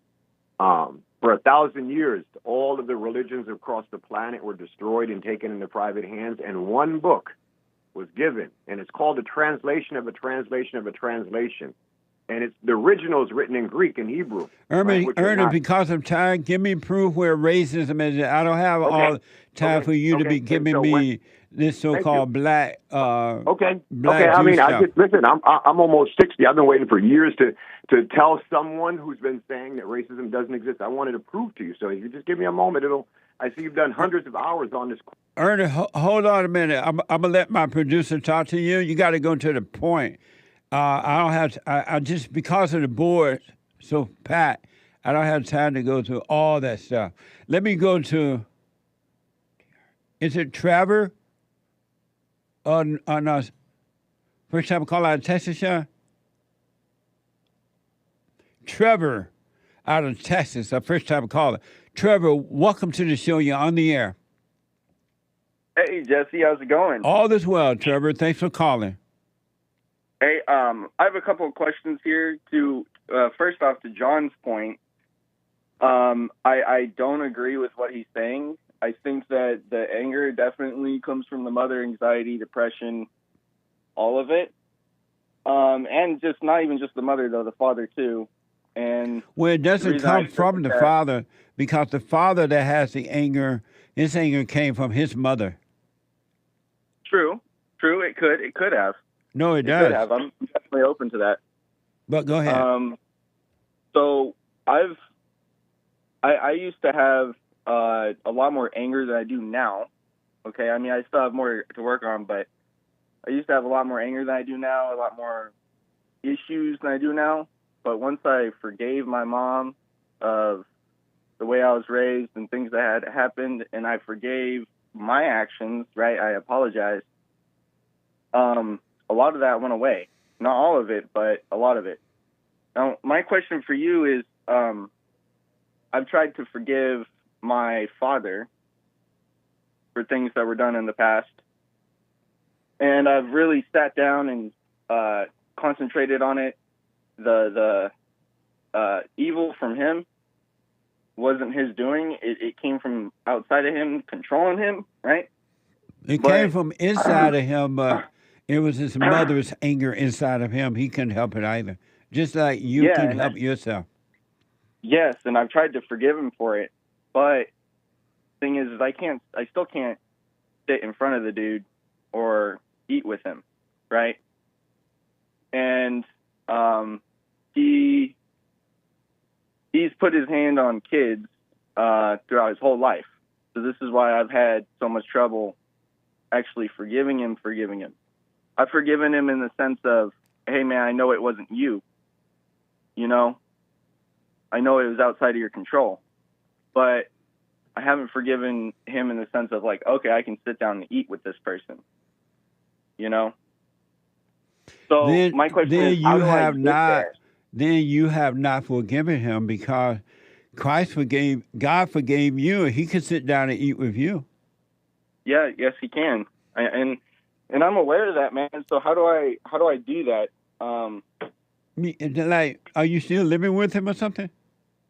No, I haven't lived with him since I was 5 years old. I actually grew up with my stepdad. What did your father do to you? Can you give me an example without being too personal?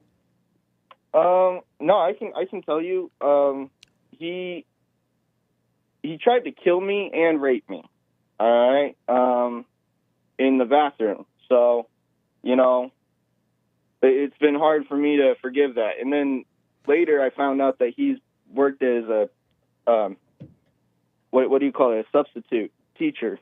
So why is it hard for you to forgive him for what he did to you?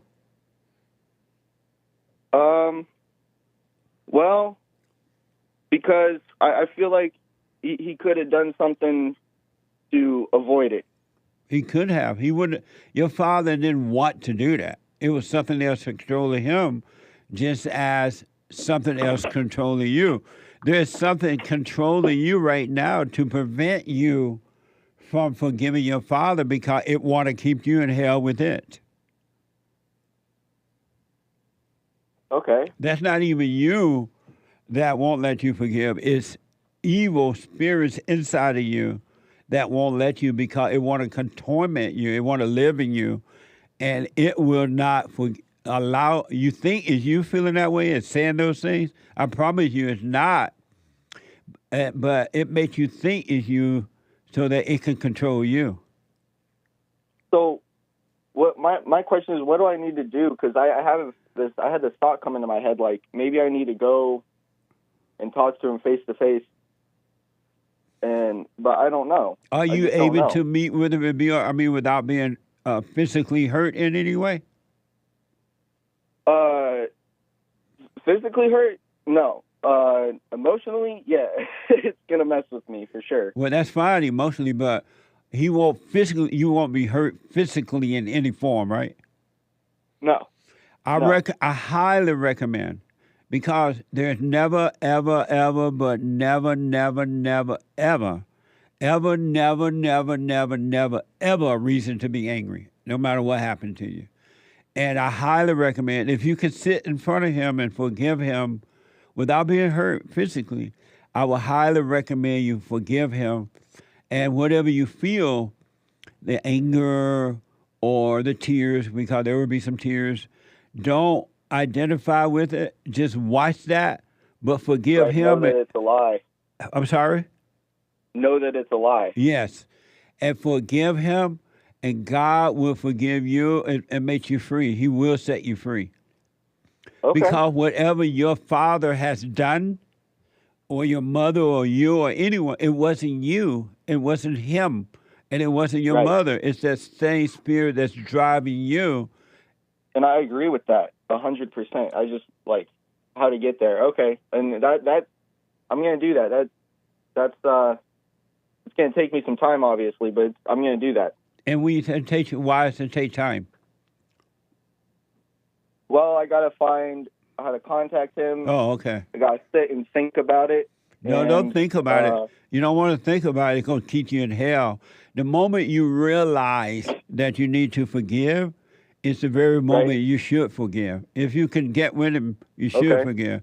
Don't put it off, because that's what the enemy within you wants you to do. He wants you to put it off. Okay. Well, and I'll whatever try, else. and try to contact him. I appreciate your input on that. I really feel like I've been needing to talk to him in person and forgive him in person, but that kind of just confirms it. Yeah. As long as you're not going to be physically hurt, it's always best to do it in person so you can overcome your fear. You can face the fear. Also, whatever allegedly happened with him and other kids or other people, not your business. So don't even bring that up. You just deal with what happened with you, so you can forgive him. Right. It's not your business or your issue. Whatever happened with someone else. Okay. I agree with that. 100%. And then the last thing, but not least, have no expectation of what's going to happen when you go talk to him. All right, don't let the devil tell you this going to happen, that going to happen. Don't say this and don't say that and don't do this. Have a wait and see so you can walk away free.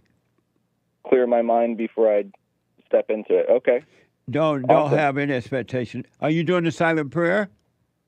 I've been looking into your stuff more. I just watched your Sunday service the first time. Oh, okay.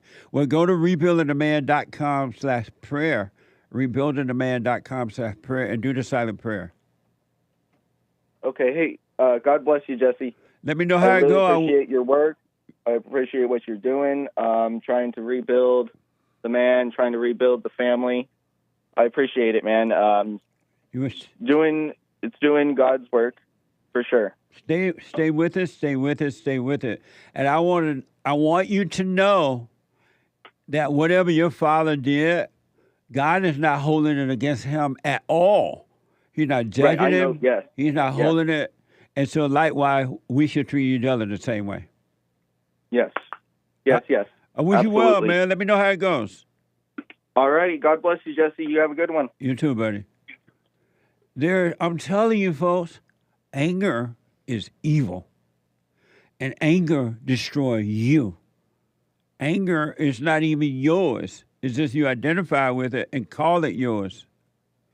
Anger is evil. And I don't care whether you got a little, what you call a little bit of it. Because some people are like, I don't have all that. I don't have a lot of anger. Anger is a lot. Because it's a spirit. And it lives in you. And it destroys you. You might think it might be destroying others. And you might get others who are blind to react to your anger. But they're only reacting to the anger that's in them. Be not deceived. Anger is evil. And anger hates you. And anger wants you. It wants to destroy you. It can't get to God, so it wants to destroy God's children. Anger has no power. It has zero power, zero authority. And yet, it deceives you and makes you destroy yourself. Anger is intellectual. It's intellectual. Why do you think anger encourages people to promote the intellect? Everybody and their mama want to be intellectual. And they think it's good, but it's evil. God's ways are simple and easy. And life should be simple and easy without any effort, zero effort. But as long as you have anger, you're not going to be able to do it. And if you don't love all, you love none, including God. You don't love God either. So let me try. Is Ernest ready, I guess, Sean? Oh, okay. Let me try Ernest, our first-time caller. Ernest want to prove to me that racism does exist. Ernest, let's try it again. Okay. Go ahead. Okay, and I'm hoping I get more than just a few seconds. I find that every time people sometimes take things that they don't want to hear, and they're just so uncomfortable with it, they just run away. See, I'm not uncomfortable with it. I'm not running away, but you're not a guest on the show. You're a caller in, and you want to make a point. And there's so many people that want to wait. Want to get on. So, and some of them have serious issues that they want to deal with. Oh, believe me, I just listen. Since the last call, I waited 10 minutes for you to talk to the gentleman about healing. Right. I understand the importance of these issues. Trust me, and I'm just looking for I just want a couple seconds just to make my point. So if prove to me, that's fine. Prove to me that racism exists. Okay, here it is. There are people like yourself who I've heard personally say that the Jews are chosen. Okay, I'm not Jewish, nor do I share your religious belief. So according to you and according to everybody that says that, I'm not chosen and they are, or anybody that says they're chosen by God is chosen and I'm not because I don't choose your belief.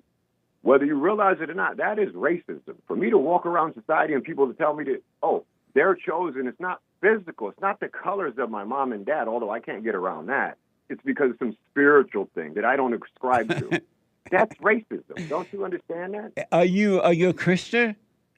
No, I'm not. Are you Jewish? No, I'm not. I'm not Muslim either. Are you Black Israelite? Nope. Are you half Black Israelite? Nope. I share zero of the denomination. And so how is that racism to say a group is chosen? A race. How's that racism? Because you're choosing a race and saying they're chosen and I'm not based on the story. But how is that racism, though? Well, because it could be either right or wrong, but how can it be racism? And now I'm going to prove my second point so we can get a little bit quicker and just finish this up quick. But Ernest, let me ask you that first. If it could be either right or wrong, but how can it be racist? I'm going to answer it so that way, and that'll finish up my second part right in the same answer. That'll give you the answer in one nutshell. So the way it's racism is because in the 60s, people like me were born and we were given a chemical, and it chemically castrated us, all of us. Eugenics programs, okay? I'm sterile, almost at 60. Oh, but I'm not sterile. They ain't give it to me. I lived down there at the time. No, but you weren't half white. That was illegal for white people to do at that time. Okay? What? In New York City and St. Vincent de Paul What'd you say? In New York City and most of the places around the country, if a white woman walked into a hospital like my mother did and had a black child, they took the child away and there was eugenics programs. a castration program. But that wasn't there was racism. That's not proof of racism. Well, it was because black people were considered to be animals at that time, and my mother broke a law. She wasn't even able to get married. Black people were at not that time. considered to be animals. They were considered. There was something wrong. They said there was something wrong. My mother did something really bad, and she could not have that black child in the white maternity ward. There was still white signs and black signs at that time in the 60s. But you still haven't given you haven't given me proof of racism. You give me what you call was right or wrong, but you still haven't given me proof of racism. If that happened, and I don't know, but if it happened, that was if that happened, that was wrong, and that was evil. I do know that this woman, Margaret Sanger, she created this idea of abortion because too many black people were having babies in the South, and she wanted to get rid of them. That was evil. That wasn't racism. Well, I'm not talking about evil. I'm talking about people said straight up that in the Bible it says straight up that you put your hand. There was a story about a man putting his hand under his shirt and taking it out because he saw somebody saw him sleeping with his daughter or whatever, and his hand came out spotted and speckled, and he was cursed, generationally cursed. Abraham, Isaac, and Jacob. The story of one of their sons, that story is the generational curse that people like on my father's side have been talking about for years. We're generationally cursed. We need to get right with this white man. But that's not racism, that's though. Neo-colonialism. Well, it's colonialism. It's not racism, though. It's not racism. For a person to say that their race is chosen and I'm not. It's not racism. And you can disagree with that idea. It could be good or evil, but no such thing as racism. Our battle is a spiritual battle. It's not a physical one. It's a battle between good and evil, right versus wrong. So I can actually be Jewish if I want, right? Technically, and be chosen if I want. I want to make sure I understand it. I don't understand. People are saying that white and black don't exist, and my mother is pure white. Who said white and black doesn't exist? Well, I know people are saying that, but I look at a blonde-haired woman and I look at a dark-skinned man. They're two different whatever. But the point is that, okay, so you could say me being light-skinned doesn't exist. I'm whatever, and that's fine. But what I'm asking is that because I don't share your religious beliefs, and you're saying that there is a specific race of people that are chosen, that ostracizes me. That tells me I'm not chosen. Why? Because it tells me I'm not chosen if I don't belong to that group. But that's in your mind that you think that way. You think the way you want to think. If you didn't think, I have heard all my life that the Jews were chosen. The chosen people. I read that. Hold on. I read that in the Bible, but I never felt ostracized. No, but you read in the Bible. Listen, I read the whole Bible, the whole book, every word of it, just because I wanted to know in the course of my life. But let me tell you something. In the Bible, it doesn't say that the people, the Ukrainians that are in Israel right now are the chosen people. It talks about a section of a people that are not even around anymore. Nobody's around anymore from that time. Everybody else just came on board because they married someone and decided to go on and say, this is part of my belief now. All of those people are converts. Do you understand that? You're talking about a chosen? Yes? If you were to come out of your imagination, you wouldn't be thinking those things. Whether that's true or not that the Jews were chosen or they were not, or whether somebody else was, it would not bother you at all but you're thinking on it and you're comparing yourself and you're thinking, but you still haven't proven that racism exists. For you, I proved that you said Jews are chosen. What I'm telling you is I'm not Jewish. That means you're being racist to me. You understand that? Do you not understand that? Think about that for a second. If you tell me that, Ernest, you're not Jewish, so you're not chosen by God. It's not race, it's spiritual. So you're saying there's no such thing as physical racism, but spiritual racism is okay? Racism does not exist, period. It's a made-up word. How can you say that the Jews are chosen then? How's that racism to say that? Because they're a race of people. They come from Ukraine. But you have to blame God for that. I'm not blaming God. I told you I don't share your belief system. Blame it on God. Blame it on God. What? If I don't share your belief system, listen, first of all, the name God used to be called Good, then Gudin, and then Good. What does that have to do with how the cow ate the cabbage? Because 200 years ago, what nobody knew heard. Let me do me a favor. Call me on Bible Thursday. I say I don't partake in your belief. I'm talking about racism. I know, but no, you're not. You understand? talk about the Bible. No, I'm not. I'm not talking about no scriptures. I'm telling you. You that are. if You anybody on everything this you planet said came from doesn't the share your Bible. belief, if anybody on this planet doesn't share your belief, Jesse, and you say that the Jews are chosen or you're chosen because You you still believe talking and others about the don't, Bible, that's man. Call racism. me thirsty. I don't do Bible study. I don't believe in that, bro. It ain't no I Bible told you. study. Do you believe in I God? don't- I'm talking about racism. Do you believe in God? I do not believe in who you believe in. I just told you that. Do you believe in I God? don't believe in the concept of God or the devil. That's all man-made lies.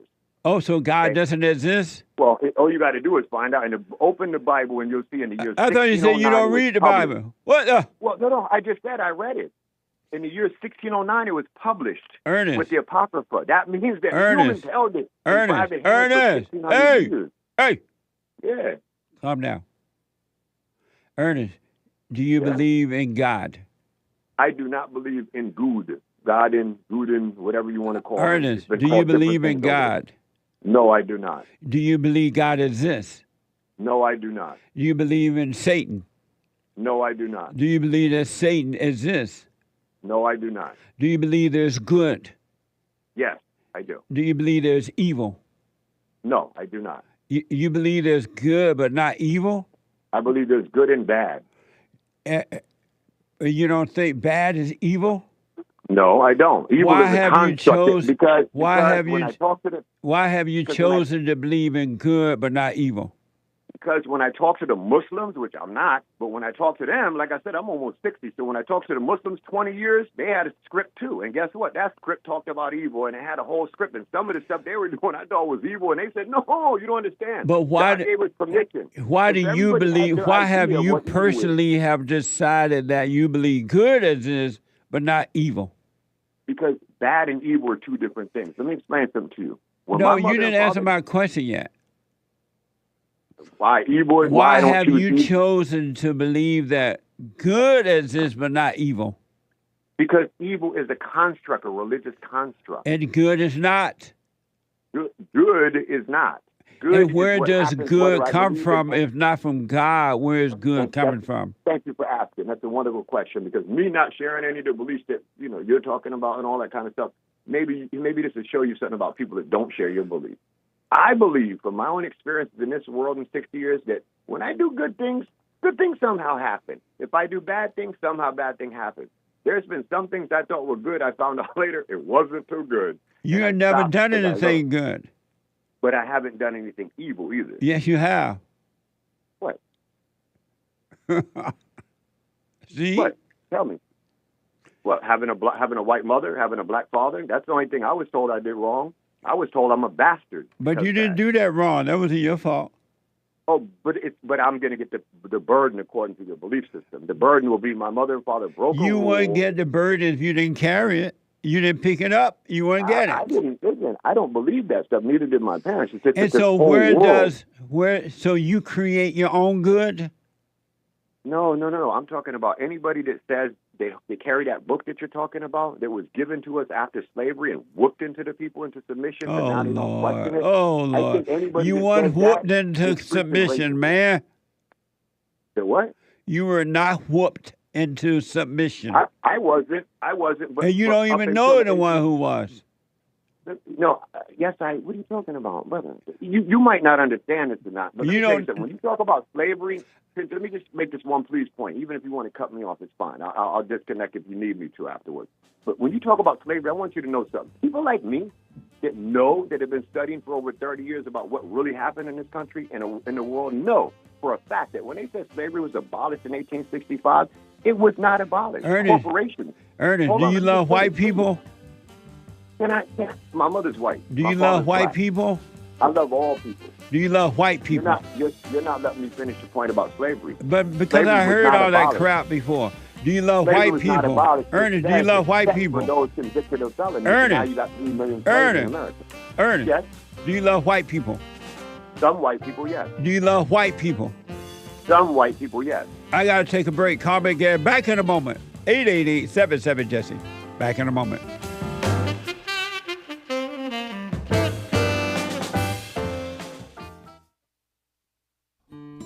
We have a counseling service, and I have to admit, thanks to God, it is the best counseling service on this side of heaven.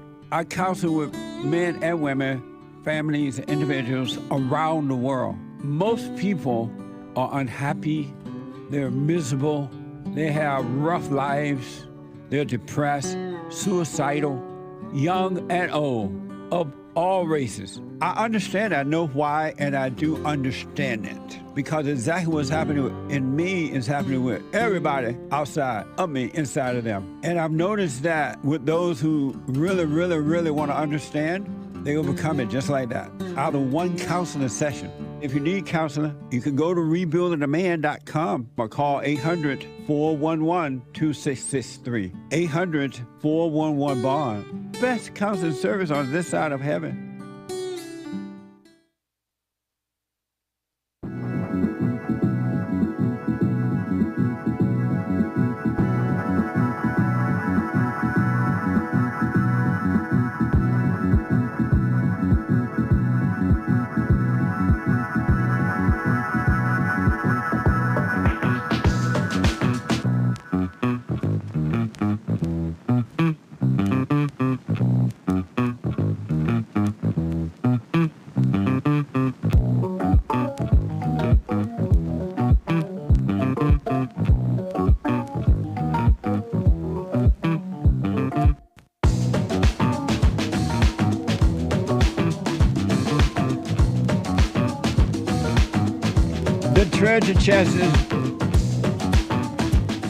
The treasure chest is now open on D-Line. I tried to do it before the break there. A couple announcements. The Hake report is coming up. The Hake report is coming up at the top of this hour. The Hake, Hake report.com. From 9 to 11. And I had one of my producers to come in and talk about the flat earther thing and how this eclipse is going around the flat earth. But he's going to do it on Hake report, I think. What the? I think he'll be on with Hake report because we got so many calls and he want me to get to them. Come on, man. He's being nice. He said he was good. I said, no, man, it's good. But I think he's going to be on with Hake at the top hour. I could be wrong about that. Talking about the flat earth going around, I guess up and down or around, doing this eclipse thing. And then the Christians are standing outside waiting because they think, this is it. This is the end time. We're going up. They're going to be waiting till the cows come home. Well, anyway, the Hake report is coming up at the top of this hour. Waiting on God, waiting on God. He's waiting on you. The Hake report is coming up at 9 a.m. from 9 to 11 a.m. Pacific time. And then after the Hake report, Joel Friday TV. He black. Joel Friday TV at 11 a.m. And Lord know what he's going to be talking about. I have no idea. I don't know. He didn't tell me yet. And then at 12 noon, the American Anchor Baby. At 12 noon, the American Anchor Baby. Did y'all catch the American Anchor Baby over the weekend? Podcast, the American Anchor Baby. Energy given to him by God. And then Joel Friday TV, you can podcast that as well. And then the Hake report. You can podcast the Hake report. Go to rebuildingaman.com/donate. Make a donation. We need your support, all right? We got a lot of work to do. And we've helped a lot of people, and a lot of people being helped, so give back. Rebuildingaman.com or call 800-411-BOND. 800-411-2663. So let me go to a first-time caller out of Missouri. Devin, there's one line open at 888-7753-773.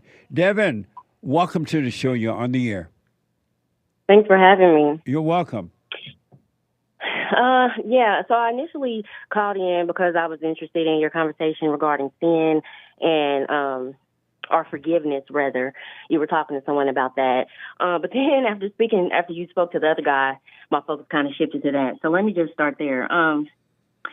So initially, So I just wanted to know, I just wanted your advice. Like, okay, if someone in your life has, done horrible things and you want to, you have a forgiving heart, but they're not in your life. You don't even know how to reach out to them. Are you still considered by God as a forgiving person because in your heart, you've forgiven them? If you see them in person, you're not going to be negative and hateful towards them. If they ask you for forgiveness or apologize to you, you accept their apology and you forgive them. That's what you would do, but you don't know them anymore. They're no longer in your life. Are you still considered as a person who has forgiven the people who've done you wrong? When the moment you realize that you are wrong for being angry at someone else for whatever they did or did not do to you, the moment you realize you were wrong, in that very moment you are forgiven. But God wants you to go to them if you can and forgive them so you can get your courage back and all that. But absolutely, if you can't find them or they're dead or they won't talk to you, when you forgive them, realize you're wrong for being angry at them. In that very moment, God forgive you as well. Okay. Well, for example, this is my father I'm talking about. He killed my mother back in 1988. He used to beat her, and he used to beat her in my face. He beat her so bad one night, and then he left. She died. So I sat there with her dead body all night until he got back home. And so he, let's fast forward, he's never really apologized. We've had one conversation, and he told me that I need to understand that back in the 80s, he was on dope. That's what I need to understand. And fast forward again, we saw each other at a grocery store.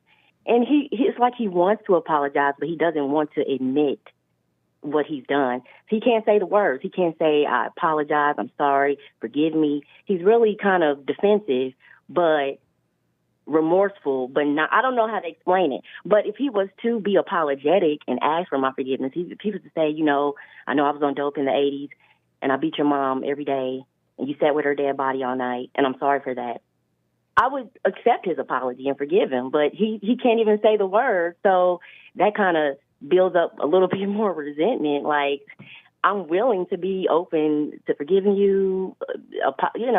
I'm soft. I'm tough.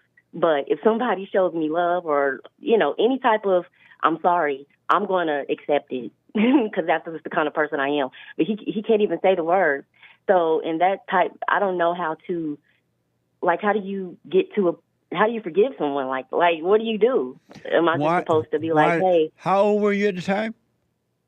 I was 4 years old in 1988. Why you think he need to ask you for forgiveness? Who are you that he should ask you rather than just saying, I'm sorry, I was wrong? Well, whatever word choices he uses, I'm just saying. But you should still forgive him whether he admit he was wrong or not, whether he says one word about it, because it's you that's held in hell with an unforgiving heart. But once you forgive him, you'll be free, whether he say I'm sorry or not or anything. You don't need him to admit anything. You don't need him to say forgive me or anything, because only God forgive. Human beings do not forgive.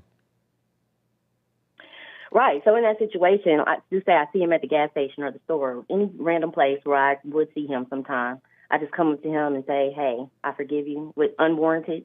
Yeah, I'll just say, you know what, dad or father, what you call him, father or dad? Johnny. You don't call him daddy? No. What the? No, just say, you know what, Johnny? I'm sorry that I was angry at you. I was wrong. I'm sorry. That's all you need to do. Wow. Okay. Well, if God gives me the opportunity to see this man in person again, I haven't seen him for a few years. I usually just see him at random places, the grocery store, the car wash, things like that. Yeah. And if I am given that opportunity, I definitely will do that. I've always thought that, hey, he doesn't come to me and say, I'm sorry, or will you forgive me, or anything of the sort. So I just leave it alone. But I guess it's my job to approach him with the forgiveness. Right, because it's your This is your life, and the hell is living in you, and you want to overcome the hell by forgiving. Salvation's of the heart. And if you don't admit you're wrong, you're not confessing your sin, you won't be free. Mm-hmm. And then he did it because of his anger, the hell in him. And that's what's been tormenting him. That's why he did it. So he got to forgive so he can be free. That's right. So, okay, and so this kind of goes, it's the same characters, but a different subject. So let me ask this before you go to that second subject. Let me just ask. Do you still long, growing up and even now, you still long for your father? Like you wish things were not that way and you wish that you could be with him? No. You don't long for him at all? No. I was raised by my grandmother, my mother's mother. She gave me a wonderful life. She taught me about God. She blessed me with everything I needed to be intelligent, successful, smart, be articulate. And I wouldn't change anything. I'm sorry she screwed you up. What? What? She screwed me up because she gave me a great life. Yeah, she. No one can teach you about God. Okay. But anyway. So then how do we learn about God? I'm sorry? So then how do we learn about God if we're not taught? By living from within. Enter into the kingdom of heaven within, and the Holy Spirit will teach you all about God. It will be amazing. It'll be the truth, and it will not be intellectual. Because your grandmother taught you about God, but yet up until now you had not forgiven your father. And so all she did was taught you intellectual knowledge about God, but that doesn't mean you know God. Yeah, but you as a person have to experience life, and from their life experiences, make your own choices. She did not tell me not to forgive him. If I would have said, Grandma, hey, I want to forgive Johnny, she would have been like, oh, don't forgive that man. She's not like that. She's a child of God, a forgiving person. Where is she now? She wouldn't have. My grandmother passed away in 2018. She did. But listen, you're on your way, though. Don't worry about all that now, because you're on your way. Now that you realize you got to forgive your father, and you're going to be fine now. You'll be fine. Mm-hmm. Go with your second question. Yeah. So I was just going to go back to, a lot of times, now this has to do with race and how we look at things and all that kind of stuff. Well, I'm a fan of Candace Owens. I agree with a lot of stuff she said. Are you black? And I know, yeah, I'm black. She black? Mm-hmm. Go ahead. And I agree with a lot of stuff she said. So, like when she was saying, about the whole George Floyd situation, she did not say, George Floyd wasn't murdered, and she didn't say the cop who murdered him was right. She was just saying it was wrong for black people to hold him up as a martyr, like he's some kind of hero, because of how he was murdered. And so I had agreed with that, and a lot of times in my rhetoric when talking to other people, I use my father as an example. Like, okay, if my father was murdered by a cop, yeah, it would be wrong for the cops to have murdered him that kind of way and under those circumstances, whatever.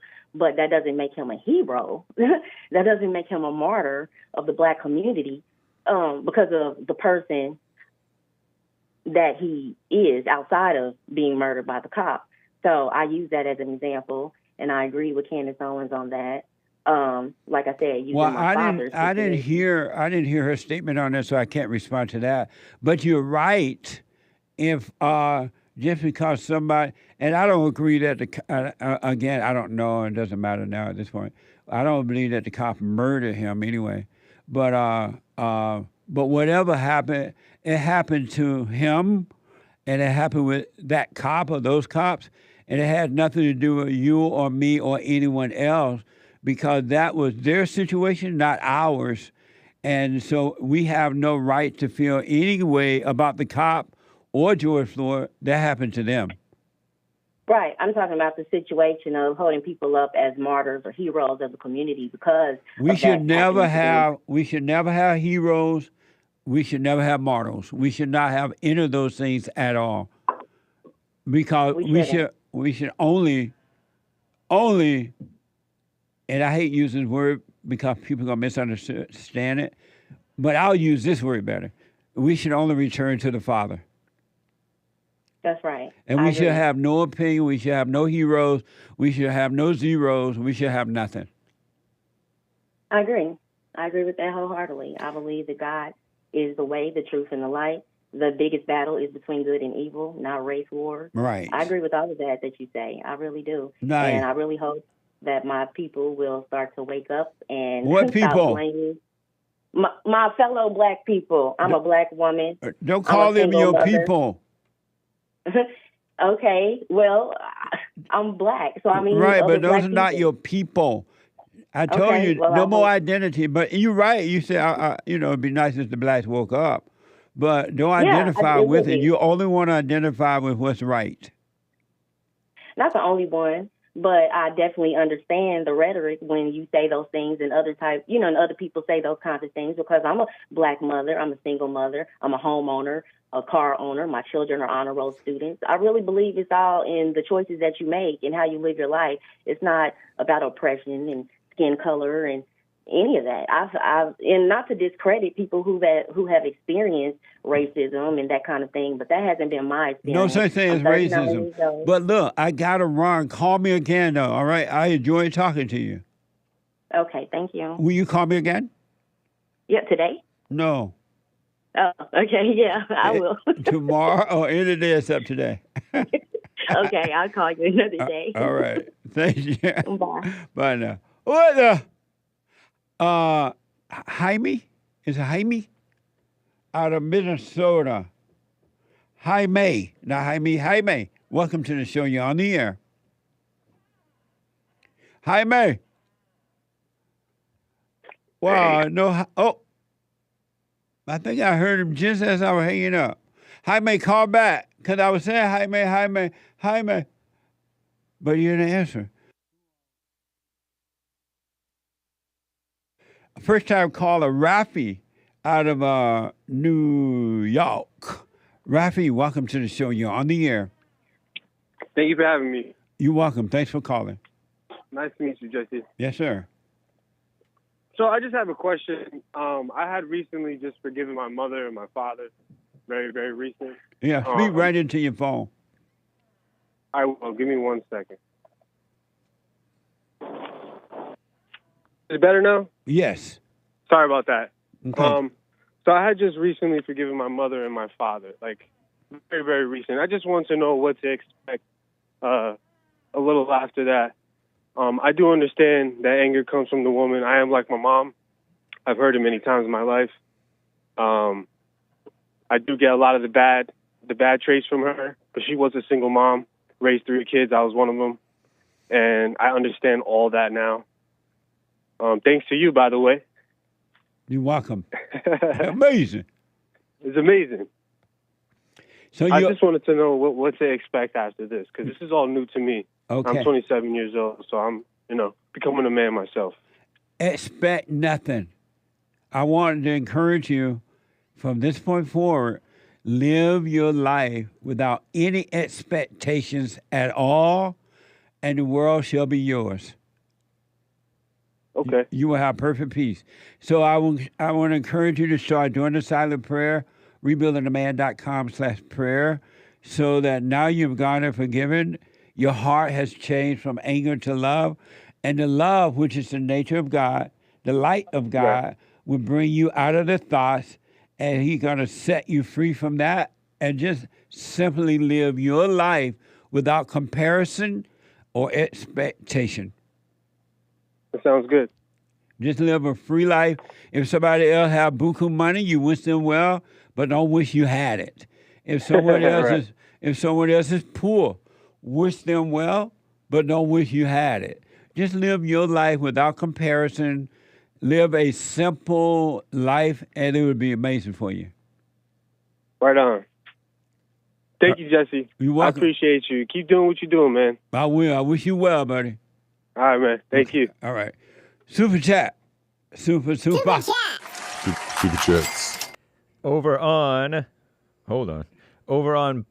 Rumble, Pastor Chatelet said the Great White Hope just released his video on life. On life? Yeah. No, unless he did a second one, they said it was about abortion. and like where he stand, because unless he mean it, that's what life is. He's letting you know that his stance on abortion is turn it back over to the states and let the states handle it. Let them decide. And he made other little comments soon. We'll play them tomorrow. Thank you. Right on. Ray Nastio bought a coffee. The worst sin is that you destroyed and betrayed yourself. Oh, he responded to the biblical question? No. What do you call yourself? I mean, why do you call yourself a sinner? He's not answering that. Oh, okay. At least it's not apparent that he's answering that. Okay, go ahead. He says, the worst sin is that you destroyed and betrayed yourself for nothing. Dostoevsky. He is responding. That's not a response. Oh, okay. Thank you. It might be related, but it's Thank you. not obviously. Is Sean coming on your show? I don't know. I think he's scared. You scared? I'm just so scared. Lori bought a coffee. Thanks, Renesio, for the coffee. Thank you. Nice quote. Yeah, thank you. Is it my duty as a wife, asks Lori, to be intimate with my husband in the bedroom? My husband wants intimacy every morning. I can tell he is in his head, eyes closed, making love to the devil. I asked him if we stopped for a year, would he still want to be with me? And he said no. We've been married 23 years. Thanks. Amazing. So she want to know if she should be have intimacy with him in the bedroom. Oh, she want to go outside. Yeah, I was curious about how come it's... Are you saying she should do it in the bedroom or outside? She's really asking, should she be doing it? I don't know. That's between you and your husband. Because he may be thinking that sex is love and maybe turning you into a slut. You shouldn't let that happen. But I don't know because I don't know the details. So, but I wish you well.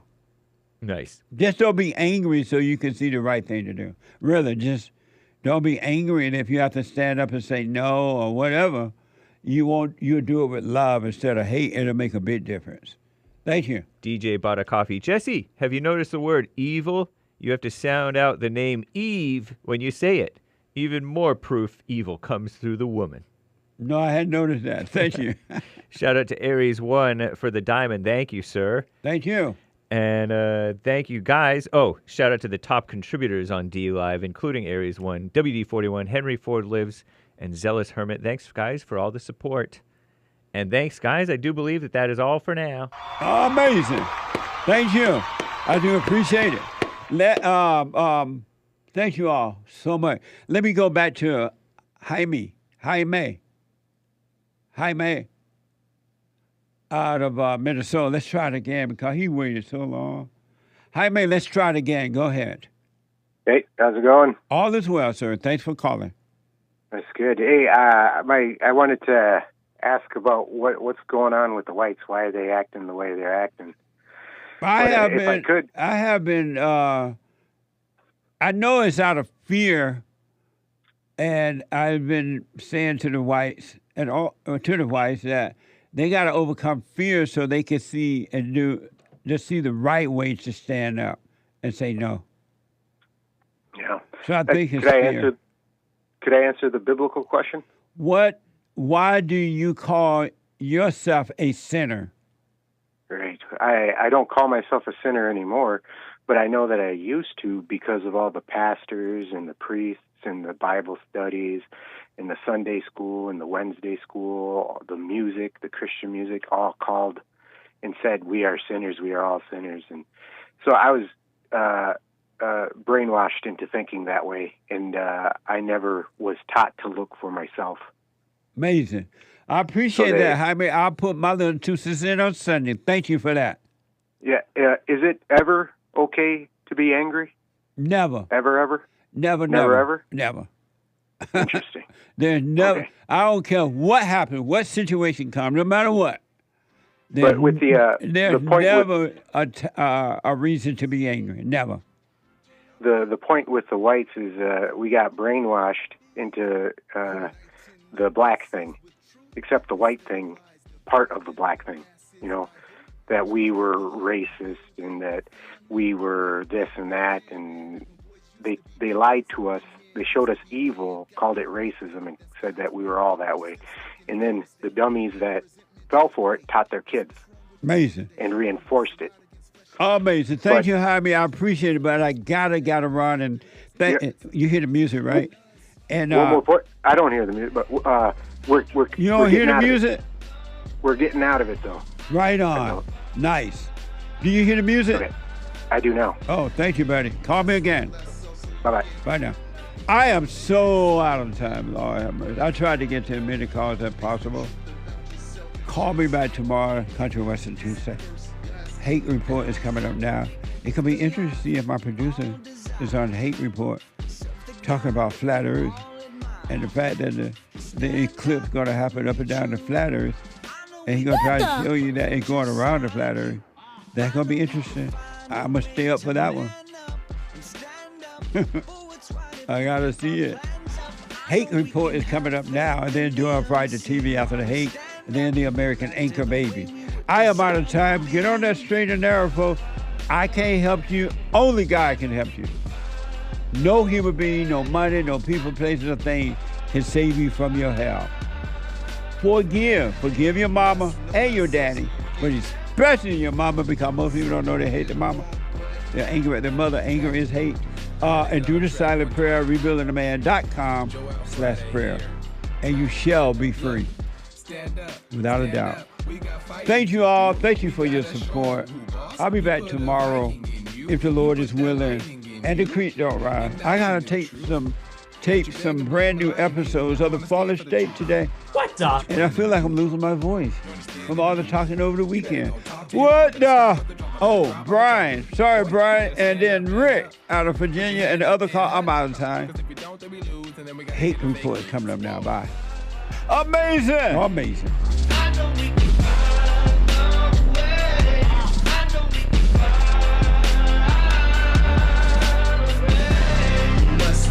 So you get something went wrong, but face the truth about yourself and just seek first God's kingdom, cause you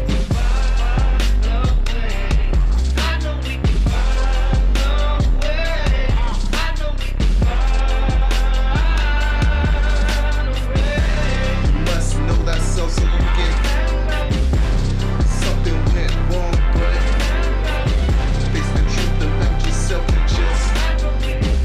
seek first God's kingdom, cause I know we can find a way. I know we can find a way.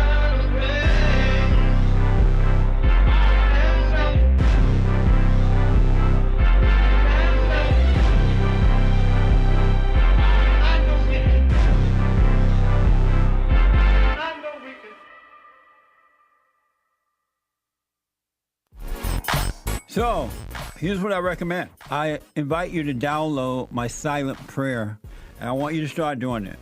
You just download it, get the points of how to do it, and then after a while, you just do it on your own. It's going to point you in the right direction that your life will be returned to you from God. He will give you your life back, because anyone and all people who has anger, they're not themselves. You are the person that you are angry at. That's why it's so important to get to know yourself so that you can see who you're angry at. And if you're doing the hooping and hollering prayers and things like that, some people get up, oh, praise the Lord, hoop and holler, bless my mama, bless my daddy. Continue to do it. Do both. You will see if you want to stay with the hooping and hollering, or do you want to be still and know God. So my gift to you, no charge, at rebuildingtheman.com/church.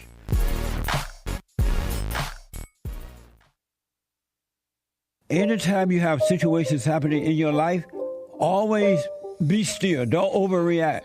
Most of the people that I know, they say, oh, I know Jesus. I love Jesus. I'm an observer. And as soon as something don't go their way, they get mad. I'm like, what the? If you overreact, folks, remember to do that. Don't overreact. And when you get mad, it's your problem. It ain't your wife's problem, your husband's problem, your neighbor, your friend, your preacher, your teacher. It's your problem. Why you think you tick? It didn't go your way or the way you think it should go. Don't have a way you think it should go. Let life just happen. Thoughts make you think that life should go the way you want it to go. And if it doesn't, if someone don't do or say or act the way you think they should act, you hate them. And then you blame them for being mad. It's the darndest thing I ever seen. but it's amazing to see it.